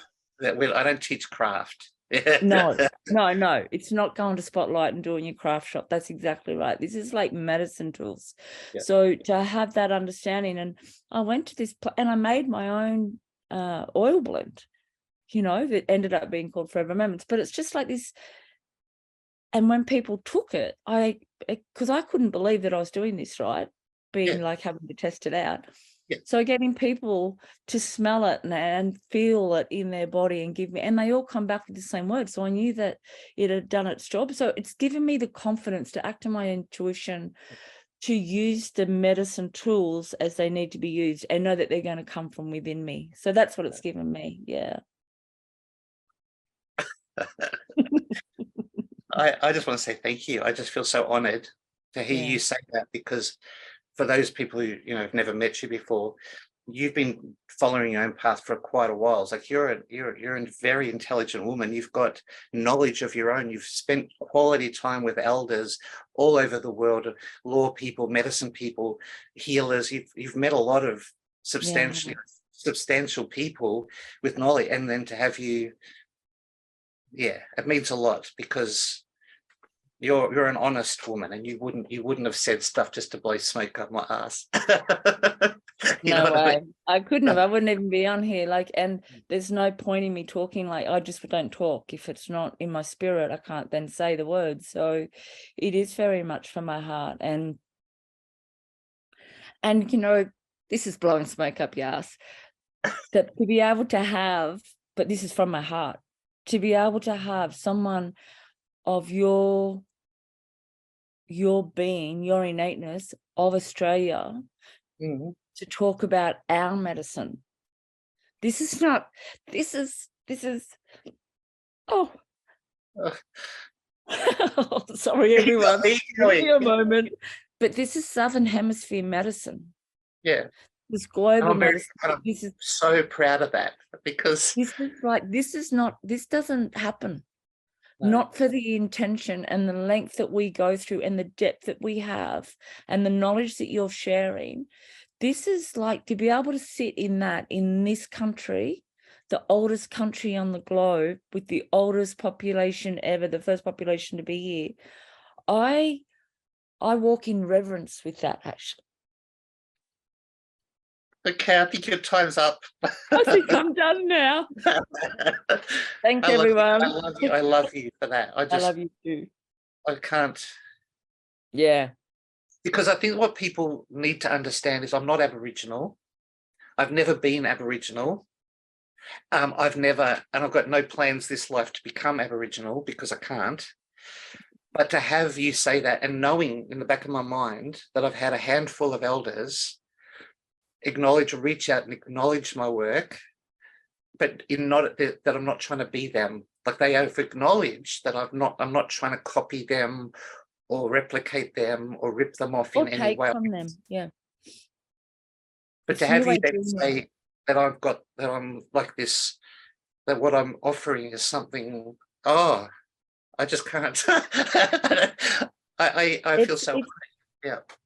Yeah, and our old people do talk about the New Way dreaming, the Wiradjuri dreaming, like, and it is about, and that's what you're offering. That's so what that I'm makes offering. it very special. Yeah, because I didn't even know there was such a thing. No, I know. I didn't know they were talking about this new wave of understanding, this new dreaming. I didn't know. But in the back of my mind, I've like, I feel that this is something that we could work with for the future. And then 100%. Anyway, you hear what I'm saying. I just feel so honored.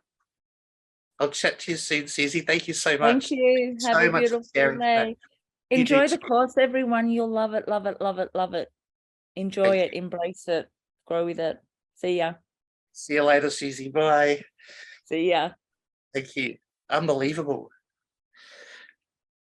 I don't know how you're feeling, but I'm really touched, because in my heart, I know why why I wrote the course. I know why I'm offering it. I know what it's done for me. I've watched people who I've shared little bits with. I've seen how stepping into nature and bringing that energy into, I've seen it heal people's lives. I've seen changes. I've watched it unfold. I've seen people who were lost find their way home. I've seen it. I know it works. But to have other people, anyway, you heard it. So I would like to share with you a rundown of the course. By the way, these are the cards they're talking about, the Animal Dreaming cards. That's what started this whole process for me, the Animal Dreaming cards. And this one's a deck that's just coming out soon. We're re-releasing, we're re-releasing the Creature Teacher cards. These are animal cards that I wrote for kids, and they're about to be relaunched. So these are all part of the course. Okay, so you'll learn about the secrets that I haven't shared in the guidebook. I reveal all that so that you can read them from the same place that I wrote them. So this course, it runs over a period. Has anyone got any questions? By the way, I'm just talking. Has anyone got any questions right at this moment? And tomorrow, if I miss them, I'm sure you'll point them out to me.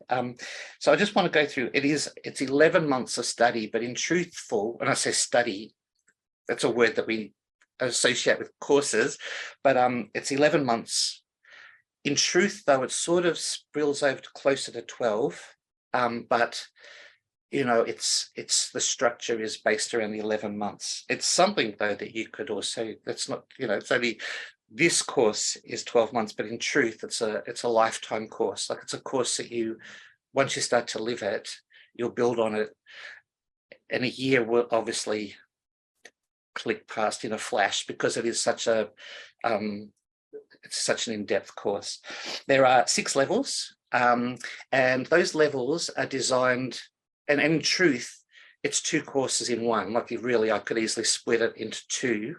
So there's like the first 3 and then the second 3, because they are, there is a sequence, there's a journey, but the course is designed for those first 3 to take you into yourself. And Judy, when you say you wish you can afford it, like, please, I know everyone's like worrying about the money because of the way the world is at the moment, but please, it's not, I'm not asking you to invest in the course. It's not about investing in the course, it's about investing in yourself, and we'll find a way. Okay, so please don't I can't do it because it costs that much. Please understand that there is we have a payment plan, and we have, Tamara is the champion. Like she will say, we can make this work for this person. There's never a no. So please don't think, oh, I can't, because you can. All right, you can. And it's about investing in yourself. And often we look for reasons. We want to do something, but we know it's going to hurt in some ways. We know it's going to be effort. We know it's going to peel off scabs and all sorts of, we're going to have to rip off bandages and stuff to look at wounds. And we make excuses for why we can't do it. And look, I'm a dad, I've got a home, I've got a mortgage. I understand, but to say, I wish I could have, I'm going to say you can. It's not an expensive course, and it's about investing in yourself too. So just think about it, what can we do? Tamara's there, we're all here. Just start a conversation with us, okay? Don't say, I wish I could, because I know you can. I used to be the wish I could person once, and it got me nowhere. All right. So Tamara's put the email address there. Please reach out at courses@animaldreaming.com with any questions at all. So back to this, there's six levels, and they're designed to bring you, thank you, Judy. It's designed to lead you into your sacred center, and it will make you sit there for a bit and figure things out for yourself. And then the last 3 levels are designed to bring you back out, like guide you back out, like Hansel and Gretel with the breadcrumbs. No one gets left behind, and I'm watching the whole time, even when you don't think I am. So within those 6 levels, then within those 6 levels, each of the levels has 4 modules or 4 lessons and a practical module, which sometimes might be make this or make that. It might be a webinar, it may be just a catch up where we chat about what we've done, because there'll often be a repeat of one of the modules that you've just completed. So it's a way of touching base, catching up, any questions, anyone, any problems. But sometimes they are a practical exercise where it's very hands-on, very experiential. So you get to make something which will be a tool that you'll be able to use later on. Does that make sense? So they're designed, the course is designed to lead you into that space and to help you find your way out, because it's about remembering who we are. It's about coming home to that sacred center. It's about remembering why we're here. It's about remembering that we are children. We're all children of the Earth Mother, and that she is reaching out to us every day, wanting to support us, guide us, inspire us, protect us, nurture us. And this course is designed to take you deep within, to silence that chatter that blocks out all that possibility. And once we're in that silence of the center, we start to hear what's going on, you know, and on our way out, it's like we've been called home. That's the picture I paint in my mind. That's the structure that I use to write it. And then to hear Susie and Di speak, I know it works now. I honestly believe in my heart it works. And Susie's written, think about return on investment. If you pay so much for a course, how many sessions, healing sessions, do I need to complete over 2 years to repay the course? Yeah, so it's like this course, okay, is designed so that any investment, financial investment you put in at one end is designed to help you reclaim it later. I'm not, as I said, I wouldn't ask you to do something I'm not prepared to do. So if I'm going to ask you to invest money, I've got to then, in my integrity, I've got to then give you tools to get that money back, because I know what it's like to have family and bills, and I've tried my hardest to cover every base. You know what I mean? And this is what Susie's talking about here. It's a course that you can earn from. It's about starting your own small business. Exactly, there's a whole module on that. We also in the course to return. But you're also in this course to have a return in your business. That's right. That's what I'm trying to say. So thank you, Susie. She's a very successful businesswoman in her own right. She's got centres all over Australia. Like she knows what she's talking about, and for her to say that, to offer that endorsement, oh my gosh, because that's my vision. That's what I was hoping for. So there are 11 live 2-hour Zoom videos, webinars, sorry, where we all gather together. So 11 times, once a month, we all gather together, catch up, debrief. Oh, Scott, that was shit. I hated it. I love this. I love that. And we talk about all that stuff. And I explain why these things, these obstacles, if you like, or these challenges have been designed and inserted into the course. Everyone at the end of the day has said, you know, that was tricky, but I'm so glad I did it. That's the feedback I've received so far. So it's a healing journey. It's a building. It's a rebuilding. It's a rebirthing experience, the whole thing. There are 7 practical workshops, which is what I said, the practical modules. There's 7 of those. There's also 14. I didn't know there was that many tomorrow. There's 14 pre-recorded videos where I give like a little video lecture, like a little, what do we call them? Yeah, like a video-led little chat. Which you get to keep. Obviously, you download them and you can use them again and again just for those reminders. There are 11 audio downloads. Now, these are usually the journeys, the meditations. With the videos too, I might be demonstrating something. I might have talked about smudging, for example, in the video. I demonstrate how to do that. So there's no question, like there's no, what did he mean when he said that? I talk about it in the videos. So there's 11 audio downloads where the meditations and journeys. Sometimes there's an activity where I'm getting you to go outside and listen for sounds, or it's like a medicine walk, a nature walk. So I give a demonstration on what the birds or the sounds might be saying to you. So that's an audio, okay? And by the way, my journeys are backed by, there's music playing in the background, and those people who have given the music to support the course and to support you, a sacred earth.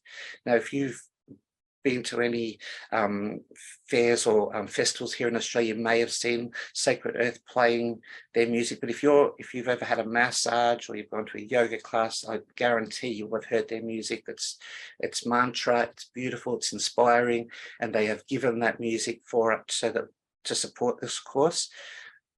I just want you to know that that's my friends that's their livelihood. That's what they do. They said, Scott, if this is going to help you with your course, if this is going to inspire the people to come home to the trip, you please use our music. What an honor. I kid you not. I feel so touched by that. But there are assessments. Now, there's self-assessments. Okay, so the self-assessments, I don't need to see them. If you want to show me, I'm more than happy to see them, but they're more about you tracking your own progress or just checking in on yourself. They're designed to help you to iron out any wrinkles or to, yes, I understand that, or for confirmation. The assessments, I'm not going to correct them. I don't correct them. I don't go with a red pen and say wrong, right, or tick, tick. I don't do that. They're more just as a touching base so that I can see, okay, you're grasping this concept, or I might see it and think, okay, I need to go back and recap on that, because obviously I've not explained it properly, or you're not grasping. It's just a way of checking in and checking up and making sure, as I said, that no one gets left behind. Okay, so there's no right or wrong. You might think there is, but there's not, because all I want is for you to find that connection. I can't determine how that connection is going to unfold as long as you find it. You know what I mean? So I just want to make sure everyone, if I say in the course we're going to be meeting under a tree, the assessments are designed so that I can count heads to make sure we're all there and that we're all on the same page. Does that make sense? Have I explained that well enough? Do you understand that these are not right or wrong? You can't fail. There is, I'll see if there's a weakness there or a flaw that I can help you to heal or rebuild, because sometimes it comes down to lack of confidence or indoctrination or fear that we can't see what's being asked. So until we get those assessments, I can't be confident that everyone's on the same page, even though everyone's saying they are. So it's more for just so I can keep an eye on, make sure that everyone's on the same page. We also have a Facebook group, and you'll get an invitation. Once you enroll, you'll get an invitation to join that Facebook group, and you'll realize that there's a whole community of people there. But outside that group of participants in the course, there's a whole nother community of animal dreaming people. And in the course, I introduce you to some of them, and you realize you're part of something bigger. But the course group, that hub, is family. They're the core family that are going to support you right through until you hopefully, when you shed your robes and return to spirit, it's as an old person. But these people are going to walk with you the whole way. And that's what I want, a community. And these guys who have spoken earlier have already confirmed that that is what's going to happen. All right, let's just quickly go through the course. So there's 6 levels, as I said. Each level has a totem, a teacher, a guide, and they're, because I'm obsessed with owls, I love owls. Each level has an owl totem, if you like. And I could have changed them to gum trees. Like, no one, they're not going to affect not remembering or not knowing what the owls are, but they're sort of cool to know that each module, each level has a guardian, has a watchman, you know. And these owls become like totems. They become our friends. So the barn owl is the owl totem, if you like, of level 1. And in level 1, it's you've got to remember, we're just entering the labyrinth. We're just starting the journey. So I've got this little bullet list that Tamara has prepared for me.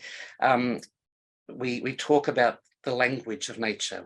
I introduce you to the fact that Mother Nature, or Mother Earth, there's a language. And I give you tips on how to learn that language and to learn it quite quickly. And to me, those nature, she offers a language that's older than words. Okay, so sometimes there is no words to describe. You made an owl meditation mask with copper wire. I'm obsessed with owls. Like, if you look closely, I'm sure, you know, somewhere in this background here. Oh, there's one right there. There's an owl sitting on the shelf over here. They're everywhere in my house. I've got them tattooed on my body. This room has got like 50 different owls in it. So I'm obsessed with owls. But this language, it's older than words. And often there's no words to describe the messages we're getting. And we have to learn our own language. But the language, the language in my world, if I put it this way, the animals in my world are the voice of the Earth Mother. They're the messengers. They're the voice. Now, if you're someone who works with plants, the plants will be the voice for you, or stones. But in my world, each animal has a stone counterpart, like a cousin, and there's a plant. So the rose, for example, in my world, the rose carries almost the same energy, and lots of, not exactly the same, but carries a similar energy to the dog. And the rose quartz, for example, just as 3 examples. So, you know, if someone gives me a rose quartz crystal and they say, oh, can you feel the energy in that? my brain, I just instantly think, oh, that's the dog stone. So I just, in my heart, I just connect to the dog, and the dog tells me everything, reminds me of everything I know to be true about dog. And that's the essence of rose quartz. So there's all these corresponding energies, and that's why there's no language. There's sometimes it's older than language, it's older than words. But once you start to understand that the animals are the voice of the Earth Mother, it all starts to fall into place, and it starts to be something you do learn it very, very quickly. I'll take you on a journey to meet your power animal, and help you to understand what that means, and give you the tools to honor and strengthen that relationship. I also talk a lot about imagination. The imagination, basically, it's the power of all things. Like, if we can imagine something, then there's a chance that it could very well be born into the world as a physical thing. If you can imagine it, then it's true. It's not about fantasy or making stuff up, is what I'm trying to say. The imagination is so much more powerful than that. In level 1, we talk about intuition, building intuition, trusting your intuition. We talk about how to, I give you, and because obviously I wrote them and they're all, based around the work I do, I encourage you to read my cards. But really what I'm doing is I'm teaching you to have the ability to read anything. So, anything at all. Everything has symbology attached to it. So whether it be my card, someone else's card, it's all the same work. But of course, I'm going to teach you with what I know best, which is my cards, how to read the oracle cards. We talk about psychometry, holding an object and feeling the energy and the memories that object is holding on to, and being able to access that psychometry, to be able to give readings or to just understand yourself better, or those that you love. Because psychometry is a very powerful tool just to check in on someone that you love. It doesn't have to be about doing a reading. We talk about reading the clouds, we read doing tea leaf readings. So it's about just trusting your intuition about it, and being able to use it in pretty much any chapter of life or for any reason, okay? And it's not just about doing readings, it's about knowing that you can navigate your way using symbology. We talk about interpreting the symbolic meaning and healing messages of the animals, which is that's my life. That's all I do, besides the other stuff. But the animals are the key for me. And also, if we talk about totems and archetypes, we talk about these things called demons or daemons. Demons were once not what they are today. Okay, they're originally, a demon wasn't a dark entity like a devil. A demon, which was spelled D-A-E-M-O-N, was a spirit helper who would come and support you. And our guides and angels essentially are demons. That's what they're called. The old word for it, or daemon. It's the old word for it. But with indoctrination of fear and other teachings and stuff, the word demon has been, it's lost its power. It's been given other power, which we've been taught to avoid and to shun. As Margaret said, you attended a workshop with me and you read using coloured paper clips. It's not the paper clip we're looking for, it's the symbology of the colour in that case. All right. So that's level 1, okay, and there'll be an assessment based around that, just so I can gauge your level of understanding, and then level 2 will be released. As they said earlier, the ladies who spoke earlier, they hinted at that each lesson is released, in course, in a sequence. You're not going to be given the whole course. Here you are, off you go, because human nature, you'll jump to the end, you'll jump about, you'll say, oh, that one looks interesting, I'll do that first. It defeats the purpose. So they're released either every week or every fortnight. And as you go through, it becomes clear how that's going to unfold based on how long each level is. Okay, so level 2, it's the tawny owl is the totem of this level. And I didn't make this up, by the way. They just would appear as I'm writing. So I would, so you're the totem, and I would write that down. I didn't ask, I just waited, and they would present themselves. So I know that each of the owls has voluntarily stepped forward to be the guide for that level. So the second level, we touch back into the cards again, because we've learned how to read them, but now we've got to practice. We've got to because with practice comes perfection and mastery, you know what I mean? So we talk about the elements and how each of the elements, like earth, fire, water, spirit, and how they influence our lives, and what part of our body and being they're going to speak to first.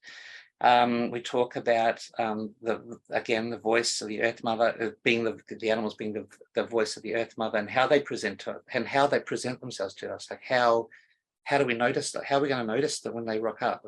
How they present themselves, and how it's our responsibility to be vigilant enough to see them. But if you miss it, they'll just keep coming. They'll just keep coming to you. Oh, you're here for that reason. And in level 2, we understand that each of the animals has a very specific message. So dog, for example, you might, in my world, it means like unconditional love and loyalty, but each of the breeds of dogs, each different breed will take that key word in its own direction, but the core message will be the same. But the dogs themselves, why they're bred, why they're on the planet, they all carry their own message as well. And that's how we break it down. How many hours a week do you think the commitment is? Look, like how long's a piece of string? I've had people complete the whole module in an afternoon. I've had some people do it in a day. I've had some people who were, taking the whole week, because you get like a week, between a week and 2 weeks, depending on the lessons or the modules themselves. That's so, and it's hoped that you'd better complete it within that week or within that 2 week period. But if you fall behind, hi, by the way, lovely to hear from you. If you take longer, there's no right or wrong. You're not going to get left behind, but people will be waiting for you.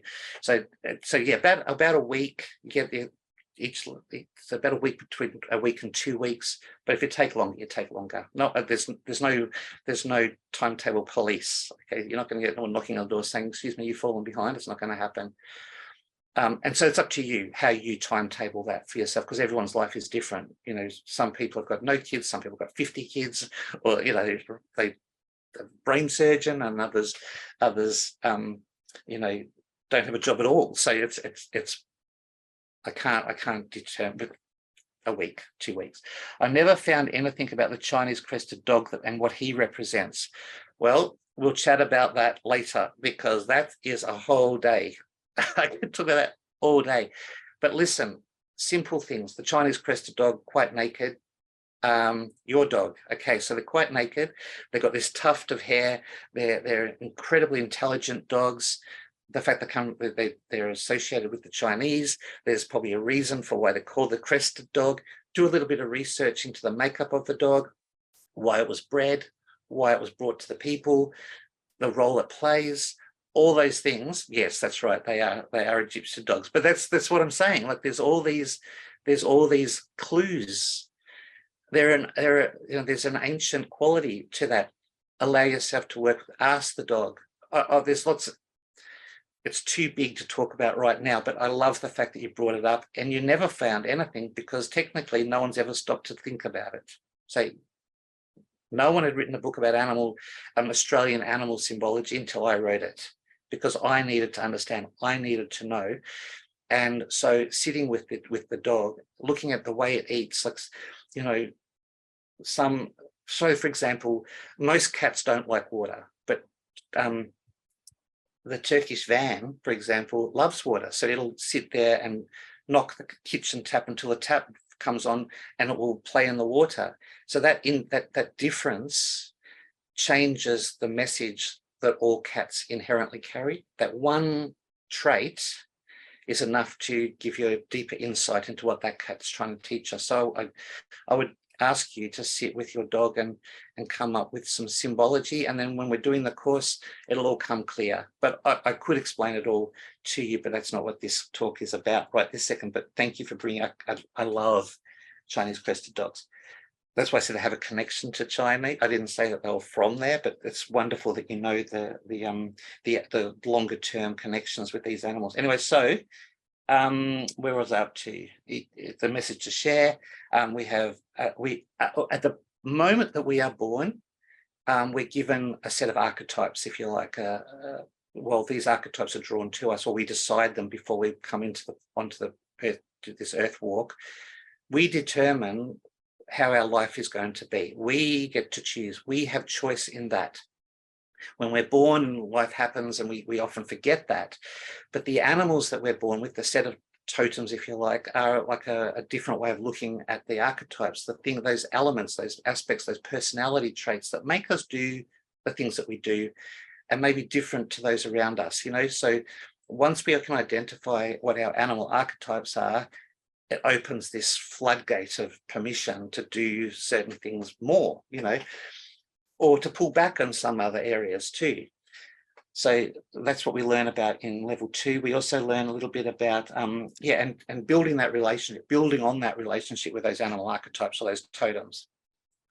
And then in level 2, also I give you some strategies of how to go out into nature and to hear Mother Earth speaking to us.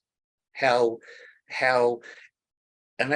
Di mentioned going out on a medicine walk where she picked up the piece of whippersnipper cord, that piece of plastic cord used to cut grass. Once you would have seen that as rubbish and just walked past it, I thought, oh, who dropped that? Whereas now she's seeing it as a symbol, and that's Mother Earth saying, you know, it's time to cut out dead wood. It's time to clear the path. It's time to make way for something new, perhaps. And it's how you interpret those symbols. So that's, we do a lot of that, like learning to understand the signs and the symbols that have been presented to us.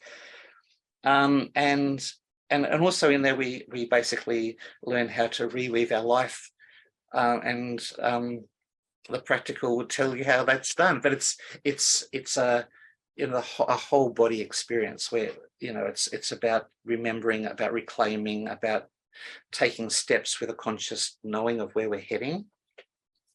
Level 3 is ruled by the horned owl, and the horned owl. I love horned owls because the legend is that they will only roost, spend the night, or they'll start a family only in buildings that are haunted. So, and because of that, this level talks a lot about the things that we allow to haunt us, or that we've allowed to take up residence in our head or our minds or imaginations. And it's about exercising, if you like, those unwanted spirits that we've allowed to move in. Okay, so we will be talking about the animals that we don't like. We're talking about animals that we're afraid of, or we've decided we're allergic to. We talk about all those sorts of things and where those responses actually come from, because it's never the animal. The animal's just the messenger. Okay, it's what we do with the knowledge that the animal's offering us is where the problem lies, or how we perceive it. Okay, so, you know, for example, a lot of people might be afraid of snake. It's not the snake they're afraid of, it's what it represents. It's because, yeah, the snake might bite you, but I don't know anyone who's died of snake bite. I live in Australia and there's lots of snakes here. So it's really about what the snake represents and whether we're game enough to actually take that message on board and work with it. So I basically line up all the animals you don't like in front of you and make you deal with it, because we have to make friends with that shadow. We have to make friends with that aspect of ourselves in order to move forward. We have to really appreciate that without light, darkness can't exist. And without darkness, light can't exist. So it's not going to be just a fluffy walk in the park. I'm going to ask you to sit in with those animals and ask yourself, why do these animals press my buttons? And learn from that. Very powerful. So we're going to talk about animals as guides and healers and teachers.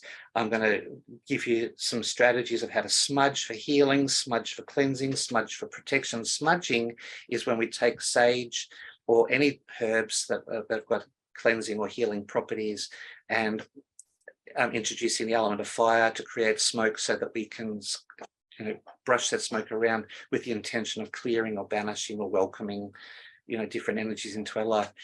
Judy, you say you love snakes and spiders and all creepy crawlies, just about all animals, and you even touch them. But you know what? I'm the same. I don't. I've got my priority list, and believe it or not, my top 10 most favorite animals does not include dog, because I grew up not knowing if I could trust people. I grew up feeling betrayed and overlooked, and so dog wasn't a prominent. But cat taught me how to hold my head up and be proud of who I am. So cat is up there along with owl and other animals. But you know what? I love all animals, and yes, I touch them too when I probably shouldn't. Like I've got a video on my website or somewhere where I'm handling a red-bellied black snake, which is one of the most venomous snakes in Australia, and I'm doing that. And you can hear it in my voice. I'm not nervous or scared, because otherwise I wouldn't have been able to do it. The snake would have responded accordingly, because it can tell when they can tell when you're not feeling comfortable or safe around them. And they respond because they feel unsafe as well. So the snake was calm, it was peaceful. But you can hear it in my voice. I've got such a deep respect for that animal's power. So I love them all too. And this course isn't about whether you love animals or not. It's about balancing and developing that level of trust so that they can work with you and put all the other nonsense that comes with that aside. Okay, we talk about in level 3, the implications of extinction. I talk about conservation. I talk about what we can do as people to raise awareness to our brothers and sisters who are in plight, with the animals, who are experiencing vulnerability because of, things that we've done as a race. And so we do touch on the implications of extinction. We talk about it at greater depth later in the course, but we touch on it in level 3, sorry. And when we're talking about the smudging, by the way, I also talk, I will introduce you to how to smudge using with intent. So using a feather is great because you can use it to brush the smoke around your body. But what if you were to use a raven feather with the intention of healing, or an emu feather with the intention of rebuilding your relationship with your father? You know what I mean? Because the emu he raises the chicks, she doesn't. So the emu is a perfect feather to use in smudging to create that sense of connection with your dad, or to open a line of communication, because there's two feathers. There's two feathers that join in the one quill, if you like. And so emu talks about duality. It talks about the balance of yin and yang. It talks about that understanding that just because I'm a guy doesn't mean to say I can't cry, all that sort of stuff. So, think about the feathers you're using when it comes to smudging, and your life can change by just simply doing that. All right. So that's what I talk about, and what to use to hold the smudge in, whether you use a bowl or a rock or a shell or whatever. I share my thoughts on that, and of course give you the choice to decide what's right for you. So we talk about the wheel of life. We talk about the different directions that we can take in life. We talk about the medicine wheel as a symbol of that journey. I talk about if I can just, where is my medicine wheel? Thought I might have one here to show you. Give me 2 seconds.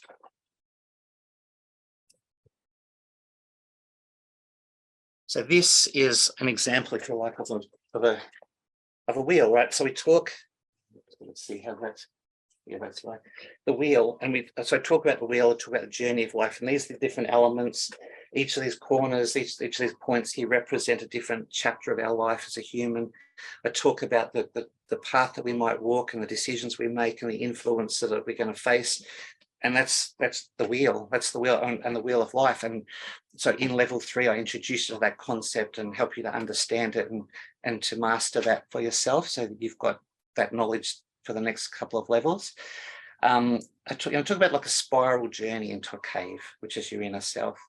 We talk about the light and the dark, and how they sort of cause us grief, but they can't exist without the other, and the importance of that association.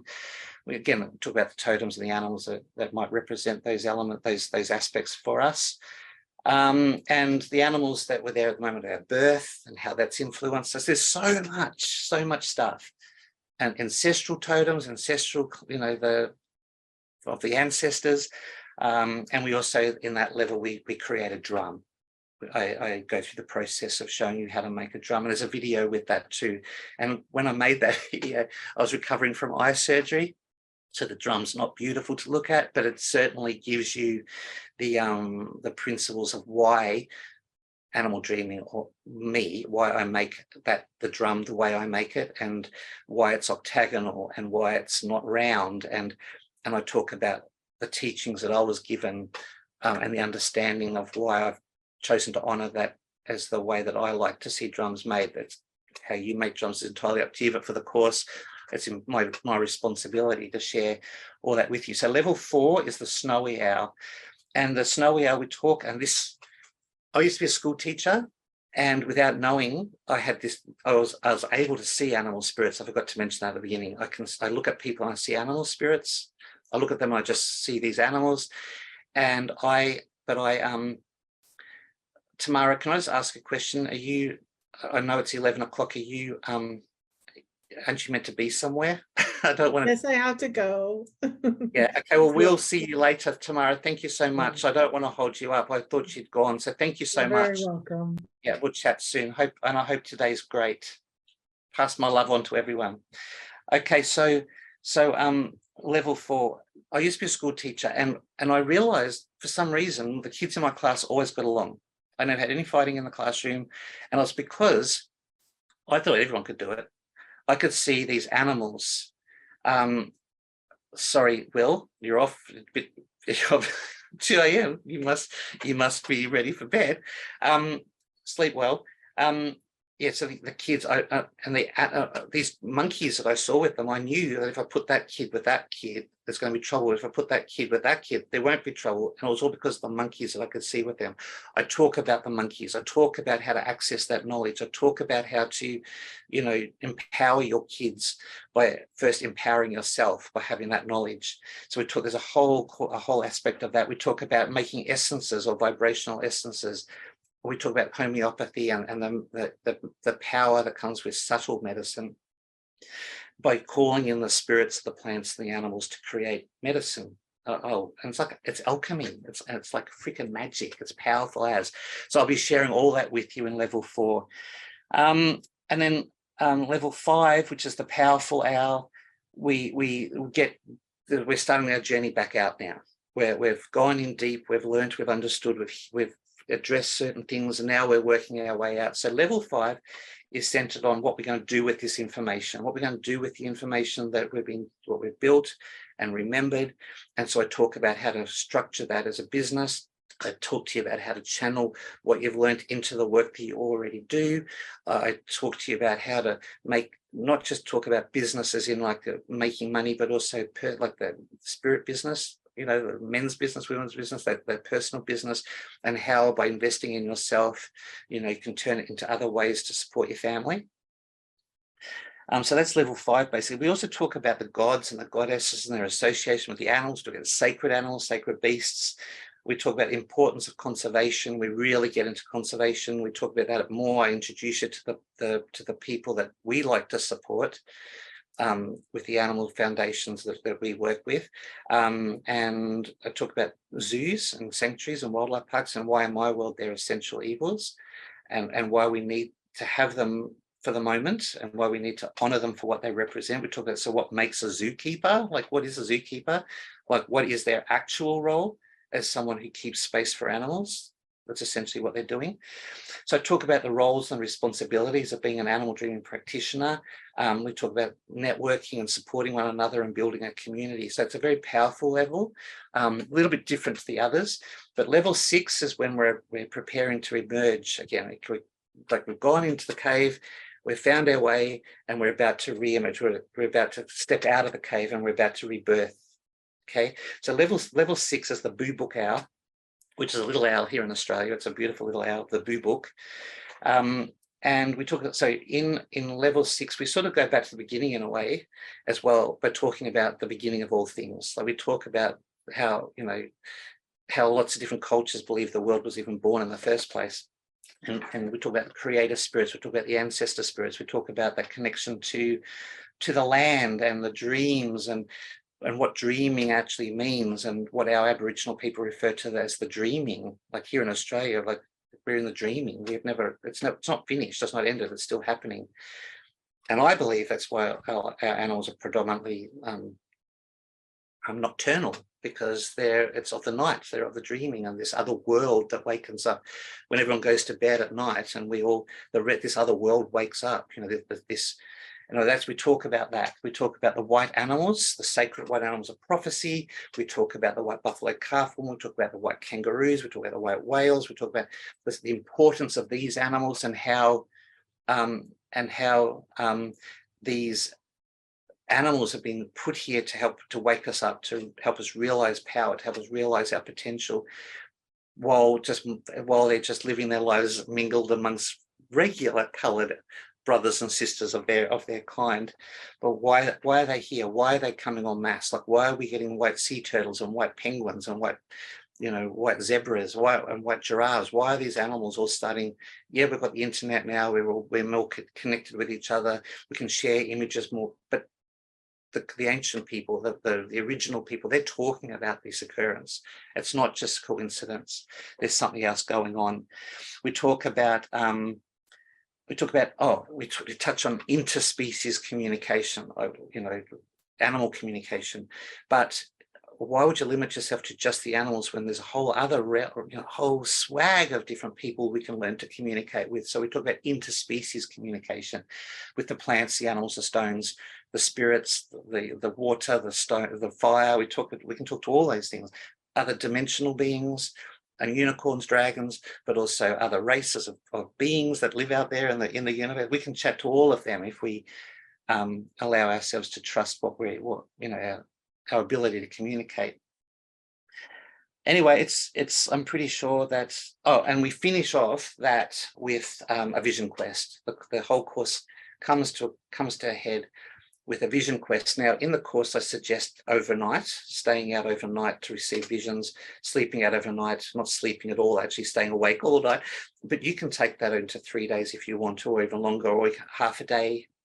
But there's a lot of knowledge. There's a lot of stuff in this course. It's full on. It does require commitment and a little pact with yourself to see it through. But if you find yourself falling behind or you feel overwhelmed, you've got a whole group of people there who are going to support you and help you find your way back onto the path again. Okay, so there is an early bird special that expires on March the 31st, and I'll tell you that the course. Look, I've been told by so many people who are running big courses and stuff that this course could have been, they should say, you should have charged 15 grand or this. Why? I just don't understand why. Why would I do that when I'm trying to share a message? Okay, I've tried to keep it as affordable for everyone. And so there's one full payment of 3,300 that can be made, or the regular price, by the way, is 3,900. So if you pay for this before the early bird cuts out, it's 3,300. And there's a 6 monthly payment plan that's set up. You can, which is 600 a month, but for 6 months. But we've got people who are paying longer. So just start the communication, who have broken it right down to something that they can afford. As long as the course is paid off by the time the course is finished, because I forget, I've got a shit memory. So I don't mind how we work it, as long as it works for the team and works for you. Okay, so just start the communication. But for the next, if you are wanting to pay for it in a whole, so you've got the early bird special, and if you're wanting to pay it now within the next 48 hours, there's a code. There's a Animal Dreaming 200 is the code, and at time of booking, if you put that code in, I think this is how it works, you'll get a discount of another $200. Now it's not that I'm trying to get everyone booking. It's more the quicker I know what I'm working with, the quicker I can adapt the course, or it's about knowing what I'm doing. So I encourage that little bit of an extra enticement, but it is real and it's there. So just be aware of that. Also, when you graduate, we'll help you become a member of the IICT, and the IICT is an organization, like a network, and through the IICT, as a practitioner of animal dreaming, because animal dreaming is a registered modality unto itself with the IICT, they'll help you get to gain insurance as a practitioner, that you'll be insured in 35 different countries, I think it is, so you can have clients overseas and still be protected by that insurance if something happens untoward, or you can be practicing overseas in one of these 35 plus countries and you're still covered. Your insurance will cover you as a practitioner. So the course, Carol, is 11 months, 11 months long. It does sort of, with the vision quest, it sort of spills over a little bit, almost to 12, but essentially the course, the structure is 11 months. And it starts on July the 2nd. So I'm leaning over to read my list because I've got, my eyesight's not brilliant. So yeah, July the 2nd at 10 o'clock Australian Eastern Standard Time, we start off with a webinar. It starts with a webinar. Welcome everyone, you know, this is what we're going to be doing, and those webinars continue every month until the course is finished. So is there any questions at all? I think I've covered pretty much everything. I'm a little bit over with the time, but I think I've, you know, squeezed everything in. I don't feel I've forgotten anything. Tamara's not here to check. So is there any questions at all? Is there anything that anyone might like to know more about?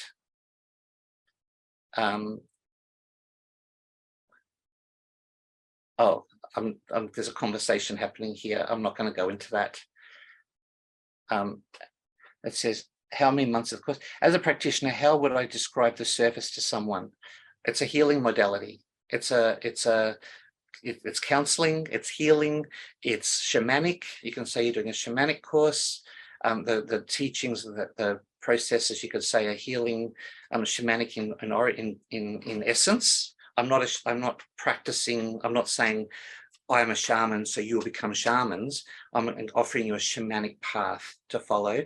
And the path that I follow is animism, which is basically the concept that all things are equal. Everything is a life force. Everything is my brother and sister. All animals, plants, and everything are equal. That's my path, animism. But, you know, you can say that this is a shamanic course, that is a shamanic-based teaching, that it's shamanic healing or shamanic journey work. You can use all those words. Okay, brilliant. How can we do it around our work family? Very, like the course you're talking about the course or the material afterwards, or the knowledge you gain afterwards, Margaret? I'm assuming you're talking about the course. Now, yes, the course. So I would ask you this: if you were to enroll to become a school teacher part-time, because you can train to be a school teacher online now, you would find the time. There's no rush. There's no one's going to bully you. No one's going to say, oh my God, you're so far behind. No one's going to say that. No one. So only one live catch up a month. Yeah, Margaret, that's what we have. But we've also got the Facebook group there, and we have lots of fun chats there. There's contact all around. And you know what? We've got the email address. There's an email address. You can reach out at any time. And if you can't get onto me, Margaret, Trudy's there because you've published a book through Trudy. There's a book, there's contact there. But if you can't get onto us, Tamara is always there. She's this protective angel. Like she's, you know, someone referred to once as a mother hen. No, she's not. She's not a hen. Like she's like this warrior woman who protects everyone, guides everyone, inspires people. I'd be lost without her. So you've always got someone there. But the course itself, you've just got to get into the rhythm. And I always say, and I want you all to hear what I'm saying, do not bully yourself to do more than you can achieve, ever. Particularly while doing this course. If I find out you've been bullying yourself, I'll be so disappointed. I'll take that personally. I don't want you to feel that way. There will be time. And if you don't finish it this time around, you know what? You can do it next year again for free. You'll never fall behind, ever. Don't worry about it. Good question, but that's a mental problem. Not mental problem. That's a mental issue that you're trying to resolve now before you've even started. Like the talent, like I can't. It will just fit. Any other questions? Great. Nothing. But listen, if you have any questions, courses at animaldreaming.com is the email to send them to. Courses at animaldreaming.com. Tamara will receive those emails. She'll direct them to us if she can't answer them herself. And if she does answer, she knows exactly.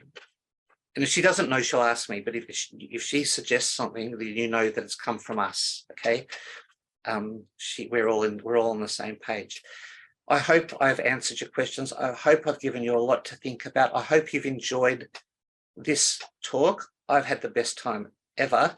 And I really, really, really would love to see you being on this journey with me, this journey of remembering and reclaiming and just finding our way home, because the more you invest, the more we'll all get out of it. Okay. Yeah. Thank you so much.